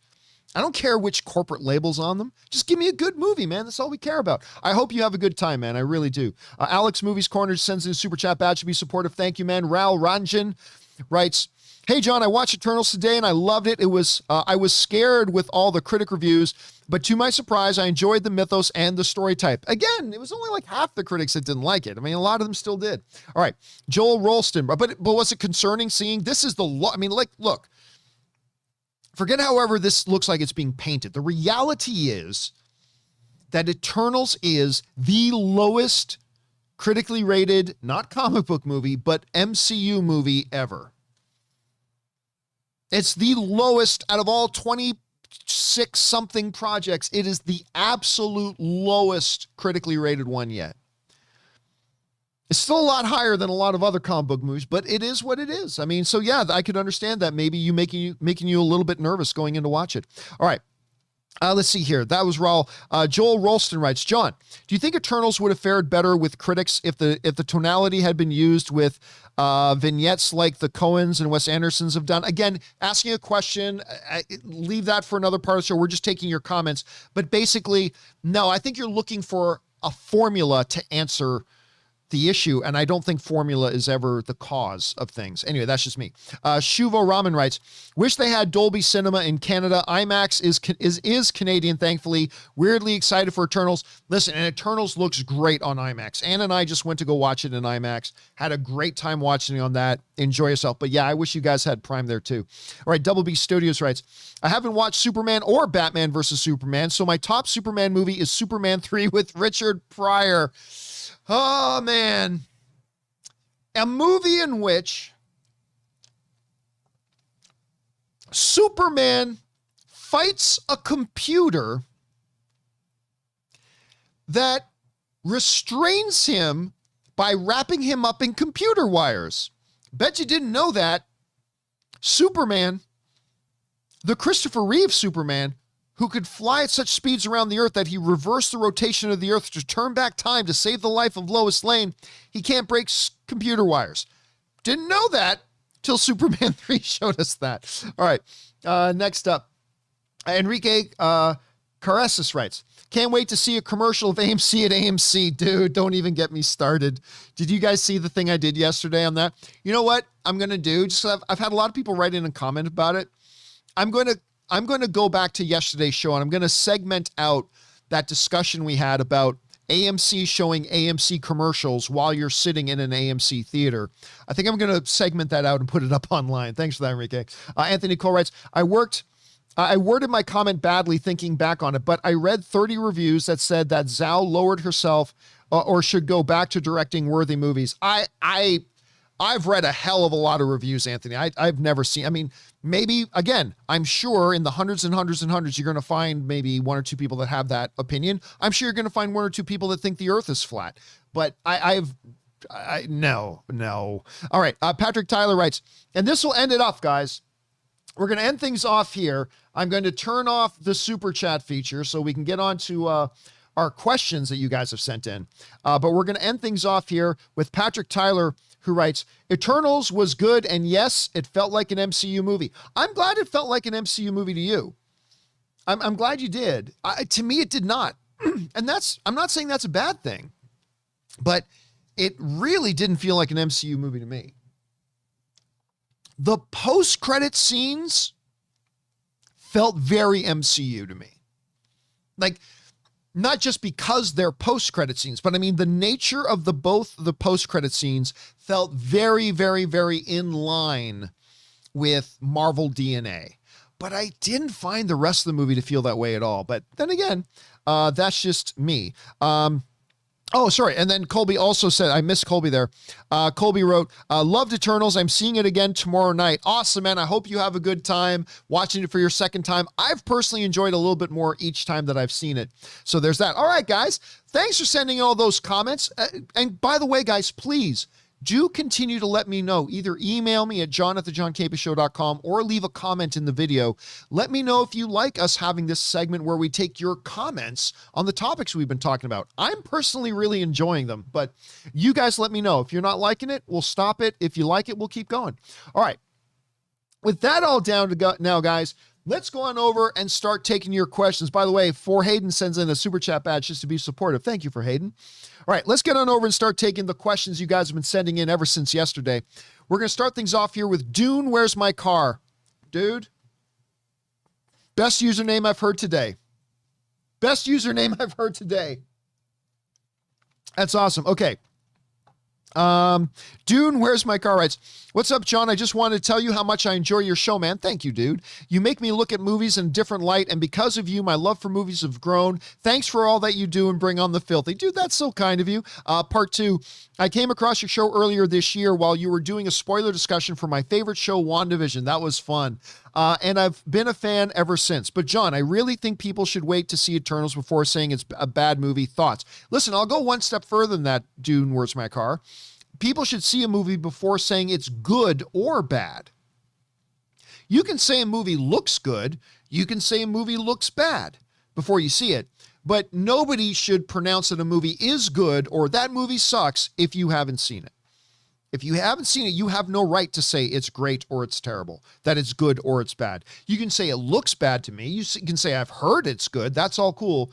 But yeah, it's not just a matter of semantics. It's an important distinction, I think. All right, thanks for sharing that, Dune. Jack Lumbers writes, do you think there's a good chance we will see either the Pizza Planet or Woody make a background cameo appearance in Lightyear? No, because this is supposed to be something that this is what the toy is based on, is this movie. So there would be no reason to have Pizza Planet or that. Now, the only exception I can see to that is if in the Lightyear movie, the movie starts with the toys in Toy Story. And they, all the humans are out of the house and they decide to watch a movie. Say, hey, this is the one you're based on. And we see the toys all get together, sit down, Slink, Piggy Bank, all that kind of stuff. T-Rex, they all get together to sit down. If that's the case, maybe there'll be a Pizza Planet box in the background and definitely we'll see Woody. But unless they do that, and I don't know that they will, unless they do that, I don't think you're going to see them. All right, next up. Sam Fisher writes, admit it, John, you only like the Sing 2 trailer because I still haven't found what I'm looking for. You too, simp. Just kidding. It was a legit great trailer. Hey, listen, I even said in the show yesterday, maybe I did just like it because it had that U2, because I think Still Haven't Found What I'm Looking For is like a top 5 greatest song of all time. By the way, what I think is the best song ever written is actually Where the Streets Have No Name. I think that is the greatest song ever written. But Still Haven't Found What I'm Looking For, I think it's a top 5 song, and maybe that's why I liked it so much. I don't know. Maybe you're right. Ryan Holman writes, hey, John, if I'm not mistaken, Batman has a moral code to not kill. Sometimes it depends on which era of the Batman comics you're reading. However, looking at the trailers for this new Batman Pattinson is playing gives me the impression that this version might not have that rule. Did you get that impression? Well, here's the thing. Like this has come up a lot. First of all, Batman has and does at periods of time within the history of the comics is killed. Batman is killed in the comics. I actually showed you guys once this one, I think it was from the 80s, where Batman and Robin are having this discussion in the Batcave, and Robin, I think it's the Jason Todd iteration of Robin, is basically suggesting that they take out this one criminal and says, like, no, Robin, that's not our place to kill them. And Robin says to him, remember, I brought this up I showed this comic strip, and Robin says to him, but you've killed people. And Batman says, yes, in self-defense, but we're not executioners. We don't go out and blah, blah, blah. So Batman kills. He has. But then you get into certain runs of Batman where it's in eras of Batman where Batman has this really solid moral code. Reality is this. Michael Keaton's Batman is killed. Christian Bale's Batman is killed. Ben Affleck's Batman is killed. Robert Pattinson's Batman is going to kill some people. All the superheroes do. So yeah, it's not unique. It's not rare, but you know, is what it is. All right. Thanks for writing that in, man. Next up. That was Rylan. Rylan also writes, for the new Pixar film Lightyear, if Zurg is in it, do you think they will keep Zurg as Buzz's father or change it so that the reference in Toy Story 2 was just a nod to Star Wars? That's a good question. First of all, if that whole thing is built on, you know, Star Command, the whole basis of Star Command is that they're against Zurg. I do expect to see Zurg in it. And if the toy is based on the movie, maybe we do find out that Zurg is the father. That's a great question, Rylan. I'm going to give it a 50-50 chance right now. I'm going to say it's a 50-50 chance. All right. Let's see. Next up, Eternals Reality writes, 1 of 4. Hey, John, big fan of the show. Thank you so much, man. I've noticed regarding Eternals Rotten Tomatoes reviews that even the positive reviews are not very glowing. Well, some are. Like anything, some of the positive reviews are, I like this movie. I like it. And some are, I think this is the greatest movie of all time. That's the key about Rotten Tomatoes ratings, right? When it's either a thumbs up or a thumbs down. It's either I like it or I don't like it. It's just that simple. It's that pure, right? So when you see Shang-Chi get a 92%, that doesn't mean every critic thinks it's the greatest thing ever. I'm sure some do, but it also means some of them are going to be, yeah, it's pretty good. I like it. And if I got to say whether I liked it or I didn't, I'll say that I liked it, right? So you're going to definitely see that mix in every single movie review. In every single movie review, even the badly reviewed movies, it'll be like, some will be, this is the worst thing ever. And then some will be, you know what, it's not that bad, but yeah, overall, I didn't like it. So even in the most horrible reviews, right? So you just got to understand that's part of the reality of it. Anyway, I've noticed regarding the Eternal reviews that even the positive reviews are not very glowing. Most have big issues with the film, and many say it was even bad. Yet they still give it a positive rating, Red Tomato. Why? That means that they are not being genuine. Okay, right there, Eternals Reality, you're wrong. You're just wrong. Anyway, that means they are not being genuine. You keep saying the majority of the critics liked it, and I still love you, bro, but in reality, the majority of critics really didn't like this movie at all. Don't take my word for it. Read the critics' comments on Rotten Tomatoes. Here's an example of what I mean. A critic, Daniel James, gave it a fresh tomato, but look at what he said about it. A mishmash of well-meaning yet jarringly verbose and bafflingly incoherent nonsense, which only just about saved some half-decent performances. Yet another critic, Nell Minow. Oh, I know Nell Minow. She's like the mom's thing. I know now. I've read her review. Nell Minow said, I'm sorry to tell you this movie is a mess, and there are tons like this. I'm sorry, John, but these should be Rotten Tomatoes. What the fuck? LOL. It's like they were all forced to give a fresh tomato. Help me understand. Okay, look. Let me give you an example of it. By the way, you're only handpicking one statement from Nell in her review, because I've read I don't know the other one, but I've read Nell's review. And you're leaving out the parts where she says it's got fantastic cinematography. You're leaving out the part where she said it has incredible performances. You're also leaving out the part where she says it's not a bad movie. Look, let's look at a movie that I talk about sometimes. The Will Smith version of Suicide Squad, right? Suicide Squad. What do I say about Suicide Squad? Besides the fact that I always say, I like this movie, right? But for those of you guys, what is the one phrase? I'm going to see how many of you guys really know your John Campea trivia. What is the one phrase I always say about Suicide Squad, the Will Smith one? When it comes up, what is the one phrase? I'm looking in the live chat to see if any of you know what it is I'm going to say. But what is the one phrase? Jimmy 22 and Sephorath and Andy and a bunch of you guys did get it. I'm impressed. Well done, guys. Here's what I always say. That's a hot mess of a movie. It is. Now, if you wanted to cherry pick that one comment that I made about it, then I say it is a hot mess of a movie. The editing is like way all over the place. They did not nearly, like they hype up the Jokers in it, then they barely give us any Joker and Harley, like blah, blah. If you wanted to cherry pick out certain statements that I made about the movie, you could do that and then paint the picture that I overall didn't like the film. But the reality is I did like the film. There are problems with it. I acknowledge those problems. I talk about those problems. Hell, I talk about a lot. You saw how many people were able to pull out the fact that whenever I talk about Suicide Squad, the number one thing I say about it, it is a hot mess of a movie. But there are other elements to the movie that made it where at the end of the day, the end result in the balance sheet was I had a good time. I had a good time. John, how could you give the red thumbs up tomato when you said it's a hot mess of a movie? Well, because it is a hot mess of a movie to me, but there are other things about it that tip the scales to me enjoying it. I don't think it's one of the better DCU movies. I do not think it's one of the better comic book movies. But at the end of the day, I liked it, even with all the problems that I will talk about a lot. And here's the problem.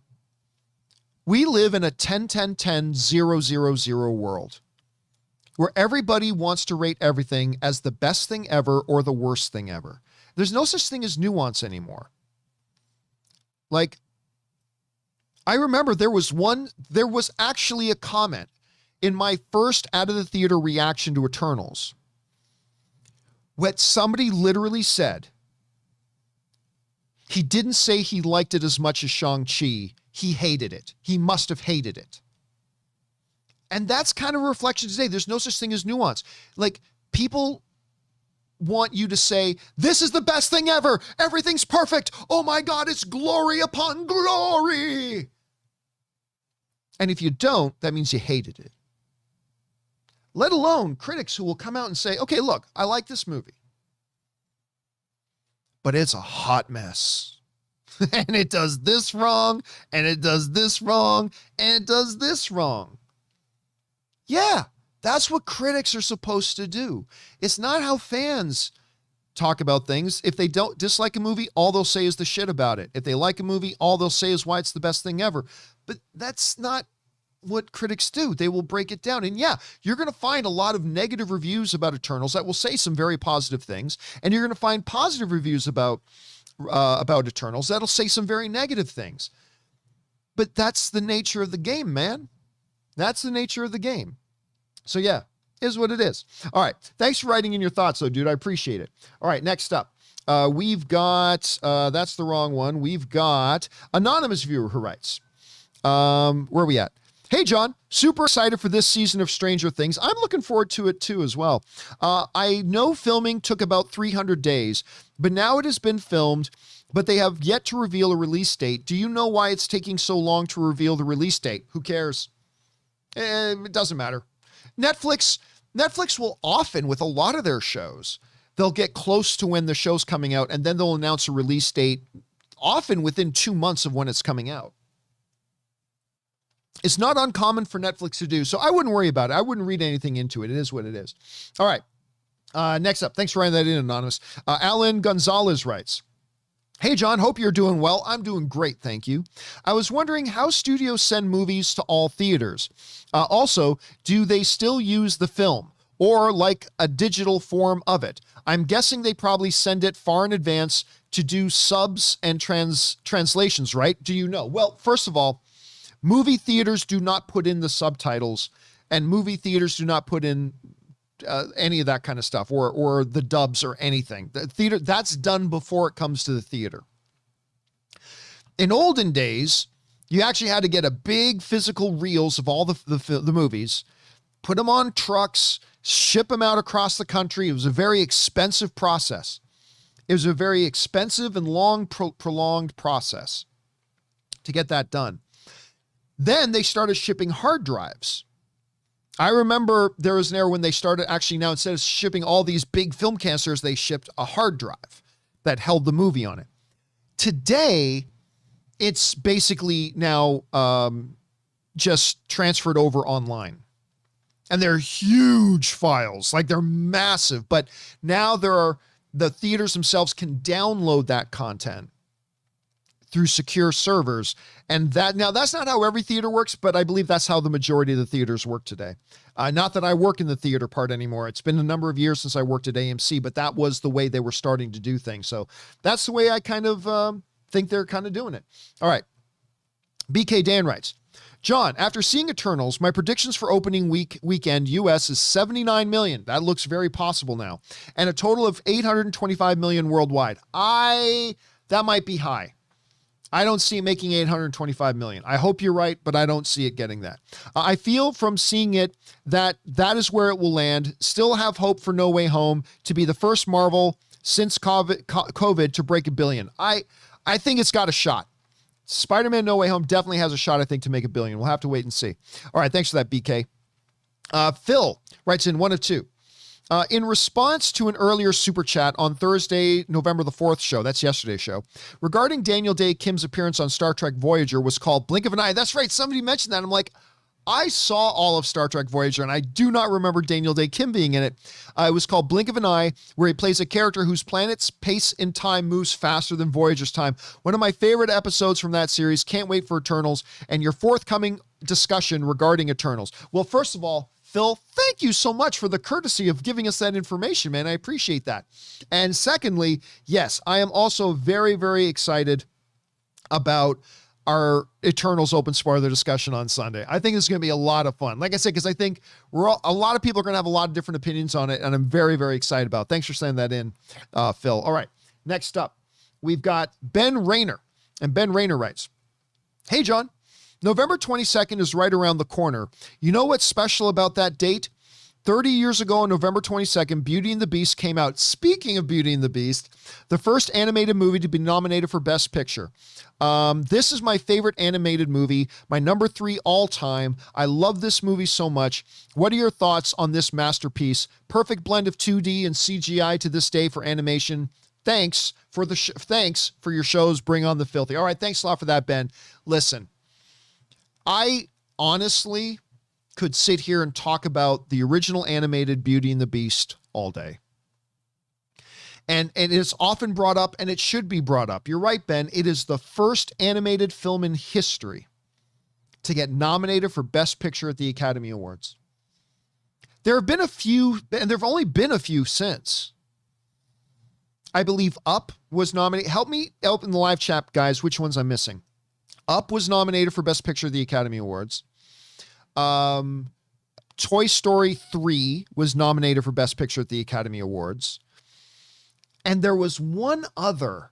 What was the one other that I'm missing? So Up, Toy Story 3, and I thought there was one more. Or is that it? No, Raya was not. I don't think Lion King was nominated for Best Picture. I'm not sure. Maybe that's it. Maybe that's it. But I mean, Beauty and the Beast, yeah, that was the first one. I don't think Incredibles was. I don't think Ratatouille was. Coco wasn't. Was WALL-E? I can't remember. Inside Out wasn't. But at any rate, yeah, so there have only been a couple. It's magic.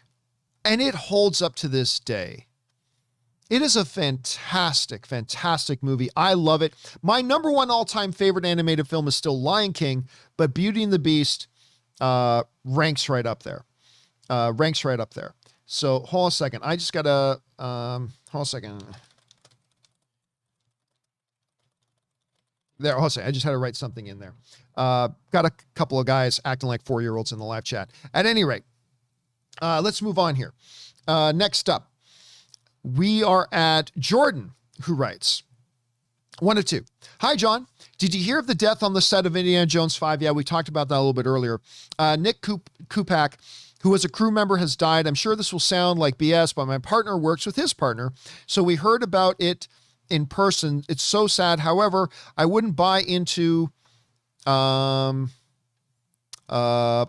initial headlines about the cause of death because his partner was told something very different, and it really is troubling. Second death on a movie set in such a horrible period of time. Very sad. Also, he was a camera operator. Yeah, see, here's the thing. As more and more information comes out, I start to believe reports once more information comes in. And so what we're hearing was he did not die on set. He was found in his hotel room, and that it was of quote unquote natural causes. So yeah, I do buy it. I do buy that. Like, I'm sure when people get told initially first, it's very early in the process. So I know maybe it was something different, but I do buy that for now, just to let you know. And honestly, deepest condolences to your friend who obviously knew them. It's a tragedy, even though they didn't die on set or whatever, it's still a tragedy whenever something like that happens, and our deepest condolences. All right, next up, where are we at? We're at Yaz, who writes, one of three. I've wanted to ask this for a while, but never sat down to gather my thoughts. Here it goes. How do you feel about movies that make no narrative sense to you? I remember critic reviews of The Lighthouse where they all loved it, but not every one of them knew what the fuck it was about. That's crazy to me. I'm here for rich and engaging stories. If the story loses me majorly, I find it hard to care about the rest of it. Sure, I can read or watch an explainer video, but that's not satisfying like when somebody has to explain a joke to you. You're very right about that. It lessens the impact. I don't need every question answered. I just need a fulfilling story. How do you find enjoyment in these types of films? Also, admit you hate In-N-Out because they don't put mayo on burgers. Oh, I'm not going to lie to you. That's one of the reasons. At least their shitty burgers would taste a little bit better if mayo was on them. But no, In-N-Out burger sucks. I risk my marriage every time I say that, by the way, because my wife loves In-N-Out. All my friends love In-N-Out. You're all crazy. In-N-Out sucks. I don't know what you guys are tasting. What's going on?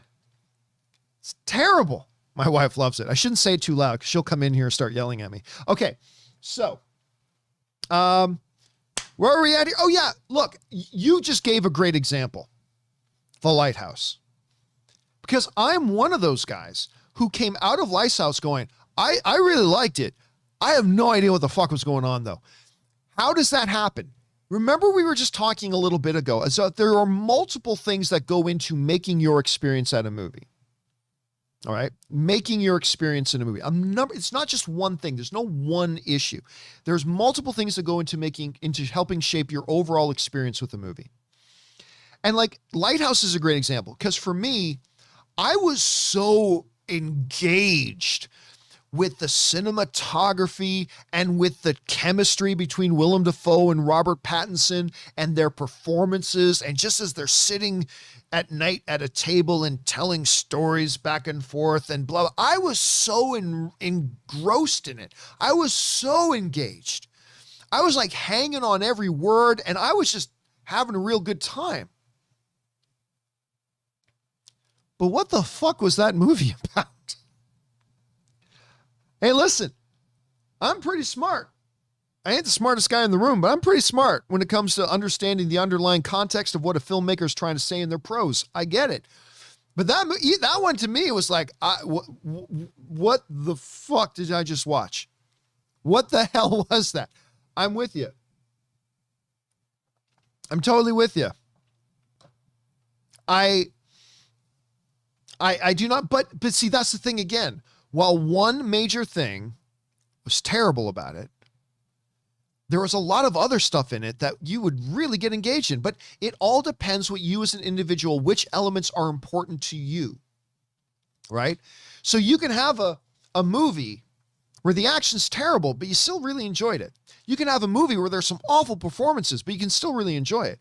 You can watch a movie that has terrible this or terrible that or whatever, but still overall find it enjoyable.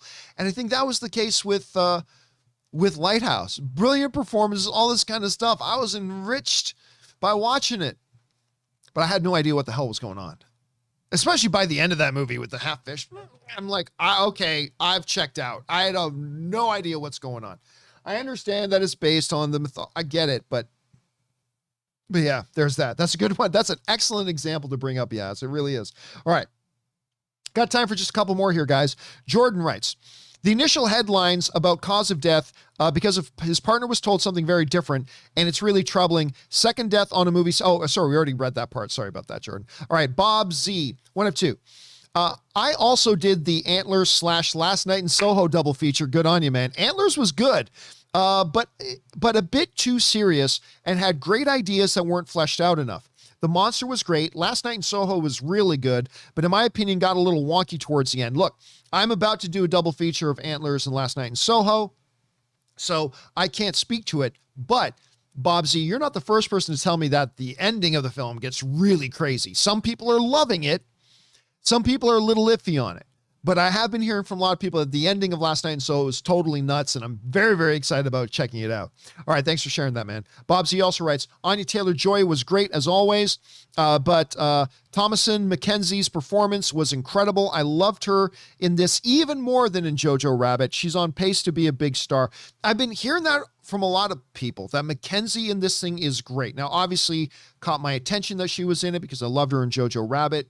If you haven't seen Jojo Rabbit, by the way, guys, cancel one of your plans this weekend and watch Jojo Rabbit instead. Anyway, Taika Waititi directed it. It's a fabulous movie. But I've been hearing from a lot of people, Bob, that she's really good in it. I can't wait to see her performance. All right, Dangerous D writes, hey, John, I watched the first season of Remington Steele. Nice. And I must admit, it still holds to this day. I think it could be one of those 80s shows that rebooted for the modern day. The theme of women being underestimated is still prevalent throughout, no, though not as bad as before. Thoughts? Yeah, Remington Steele was awesome. I remember I watched that even in its reruns as a kid. I would watch Remington Steele. It's the reason why Pierce Brosnan got to be Bond. He was already big and famous. It was Remington Steele. You know, this excellent investigator, but no one's taking her seriously because she's a woman, and she has to get this face, Pierce Brosnan, to be Remington Steele, so people will hire their agency. It's so relevant for today. That is more applicable today, I think, than ever before. So you're right. I would totally be down. I would totally be down for a Remington Steele revisit. I would totally be down for a reboot of that. Absolutely, I would. Movie. Maybe not another TV series, but a movie. I'd be totally down for a Remington Steele movie. I really would. All right. Next up. Well, this will be our last one for the day, guys. Come from us from the Jughead 1, who writes, LOL, hi John, Stonebanks Campea. Loved your AMC / Nicole Kidman rant last night. Love and respect from the UK, bro. Again, I think I'm going to go back and segment that out of yesterday's show and put it up as its own video, just because I did have a lot of fun with that. So thank you for the kind words, man. But I said that was the last one. We'll make this the last one. Rayan Butt writes, Sony changed their universe's name from Sony Pictures Universe of Marvel Characters, or SPUMC, which was always a bad idea, to Sony's Spider-Man universe this past August. To me, the simple addition of Spider-Man, when it wasn't there before, lends more credence that Sony is taking him back. You know what? That is a great point. I think that's a point not a lot of people are talking about. In talking about all the things that are pointing towards the fact that Sony is going to take Spider-Man back from the MCU. I think he's going to be able to pop up in the MCU from time to time. But there's a couple of big things that people don't talk about. Big piece of evidence, number one, and we talked about 6 or 7 different pieces of evidence the other day, but one of the biggest ones that nobody's talking about is Spider-Man, the MCU Spider-Man director, John Watts, is moving off of Spider-Man. John Watts is moving to Fantastic Four. That should be a big, big indicator to people that Spider-Man's not going to be in the MCU anymore. So John Watts is now free. He's going to go over and do Fantastic Four. But one I haven't talked about, and you're right, a while ago, Sony changed their name to the Sony Spider-Man universe. And that should also be a very big indicator that they're actually calling it now their Spider-Man universe. Again, nothing is for sure. I still think there are some very good arguments to be made for him staying in the MCU. I do. I'm not going to be shocked if he stays in the MCU. But I lean towards him leaving. And I think there's a lot of stuff for that. And I think you just brought up a good point of that. Okay, guys, listen. There are still more questions to come from Sam Fisher, Jacob K, Brazilian Dude, and others. Do not worry, guys. We're going to do a companion video this weekend, and we're going to get all caught up on the questions. Not a whole ton left over here, so we're going to get all caught up on the questions that have been sent in. Don't worry. Stay tuned. That's coming. But, guys, don't forget, Sunday, please mark it down. Sunday, probably in the afternoon on Sunday, probably around 3 or 4 p.m., Pacific Standard Time, Los Angeles time on Sunday. We've got our Eternals open spoiler discussion. Get out that you got tonight, tomorrow, and first part of Sunday to go out and see it. Then come on back and join us Sunday for that. I think it's going to be a lot of fun. Okay, guys, with all of that, thank you so much for being here and making the John Campea Show a part of your day. We really appreciate it a lot, guys. We know there's a lot of things you can be doing with your time. The fact that you hung out here with us is actually really humbling. So thank you guys so much for that very much. Special thank you to all you guys who fired in your comments in the super chats and all you guys who sent in your questions for topics. Number one, because you gave us great fun things to talk about. But number two, you supported this channel as you did. And all of us here involved with the John Campea Show, thank you guys so much for your support. And don't forget also, if you want to support the John Campea Show and also want to just earn free money, go and use that GetUpside app. Go download, try it. I promise you, I think you're going to like it. And when you do, make sure you use the promo code Campea, that's CAMPEA, in the promo code to get a little bonus in there. So thank you guys. That'll do it for me for now. Thanks a lot for being here. My name's John Campea. And until next time, my friends, subscribe to Soggy Ass Max.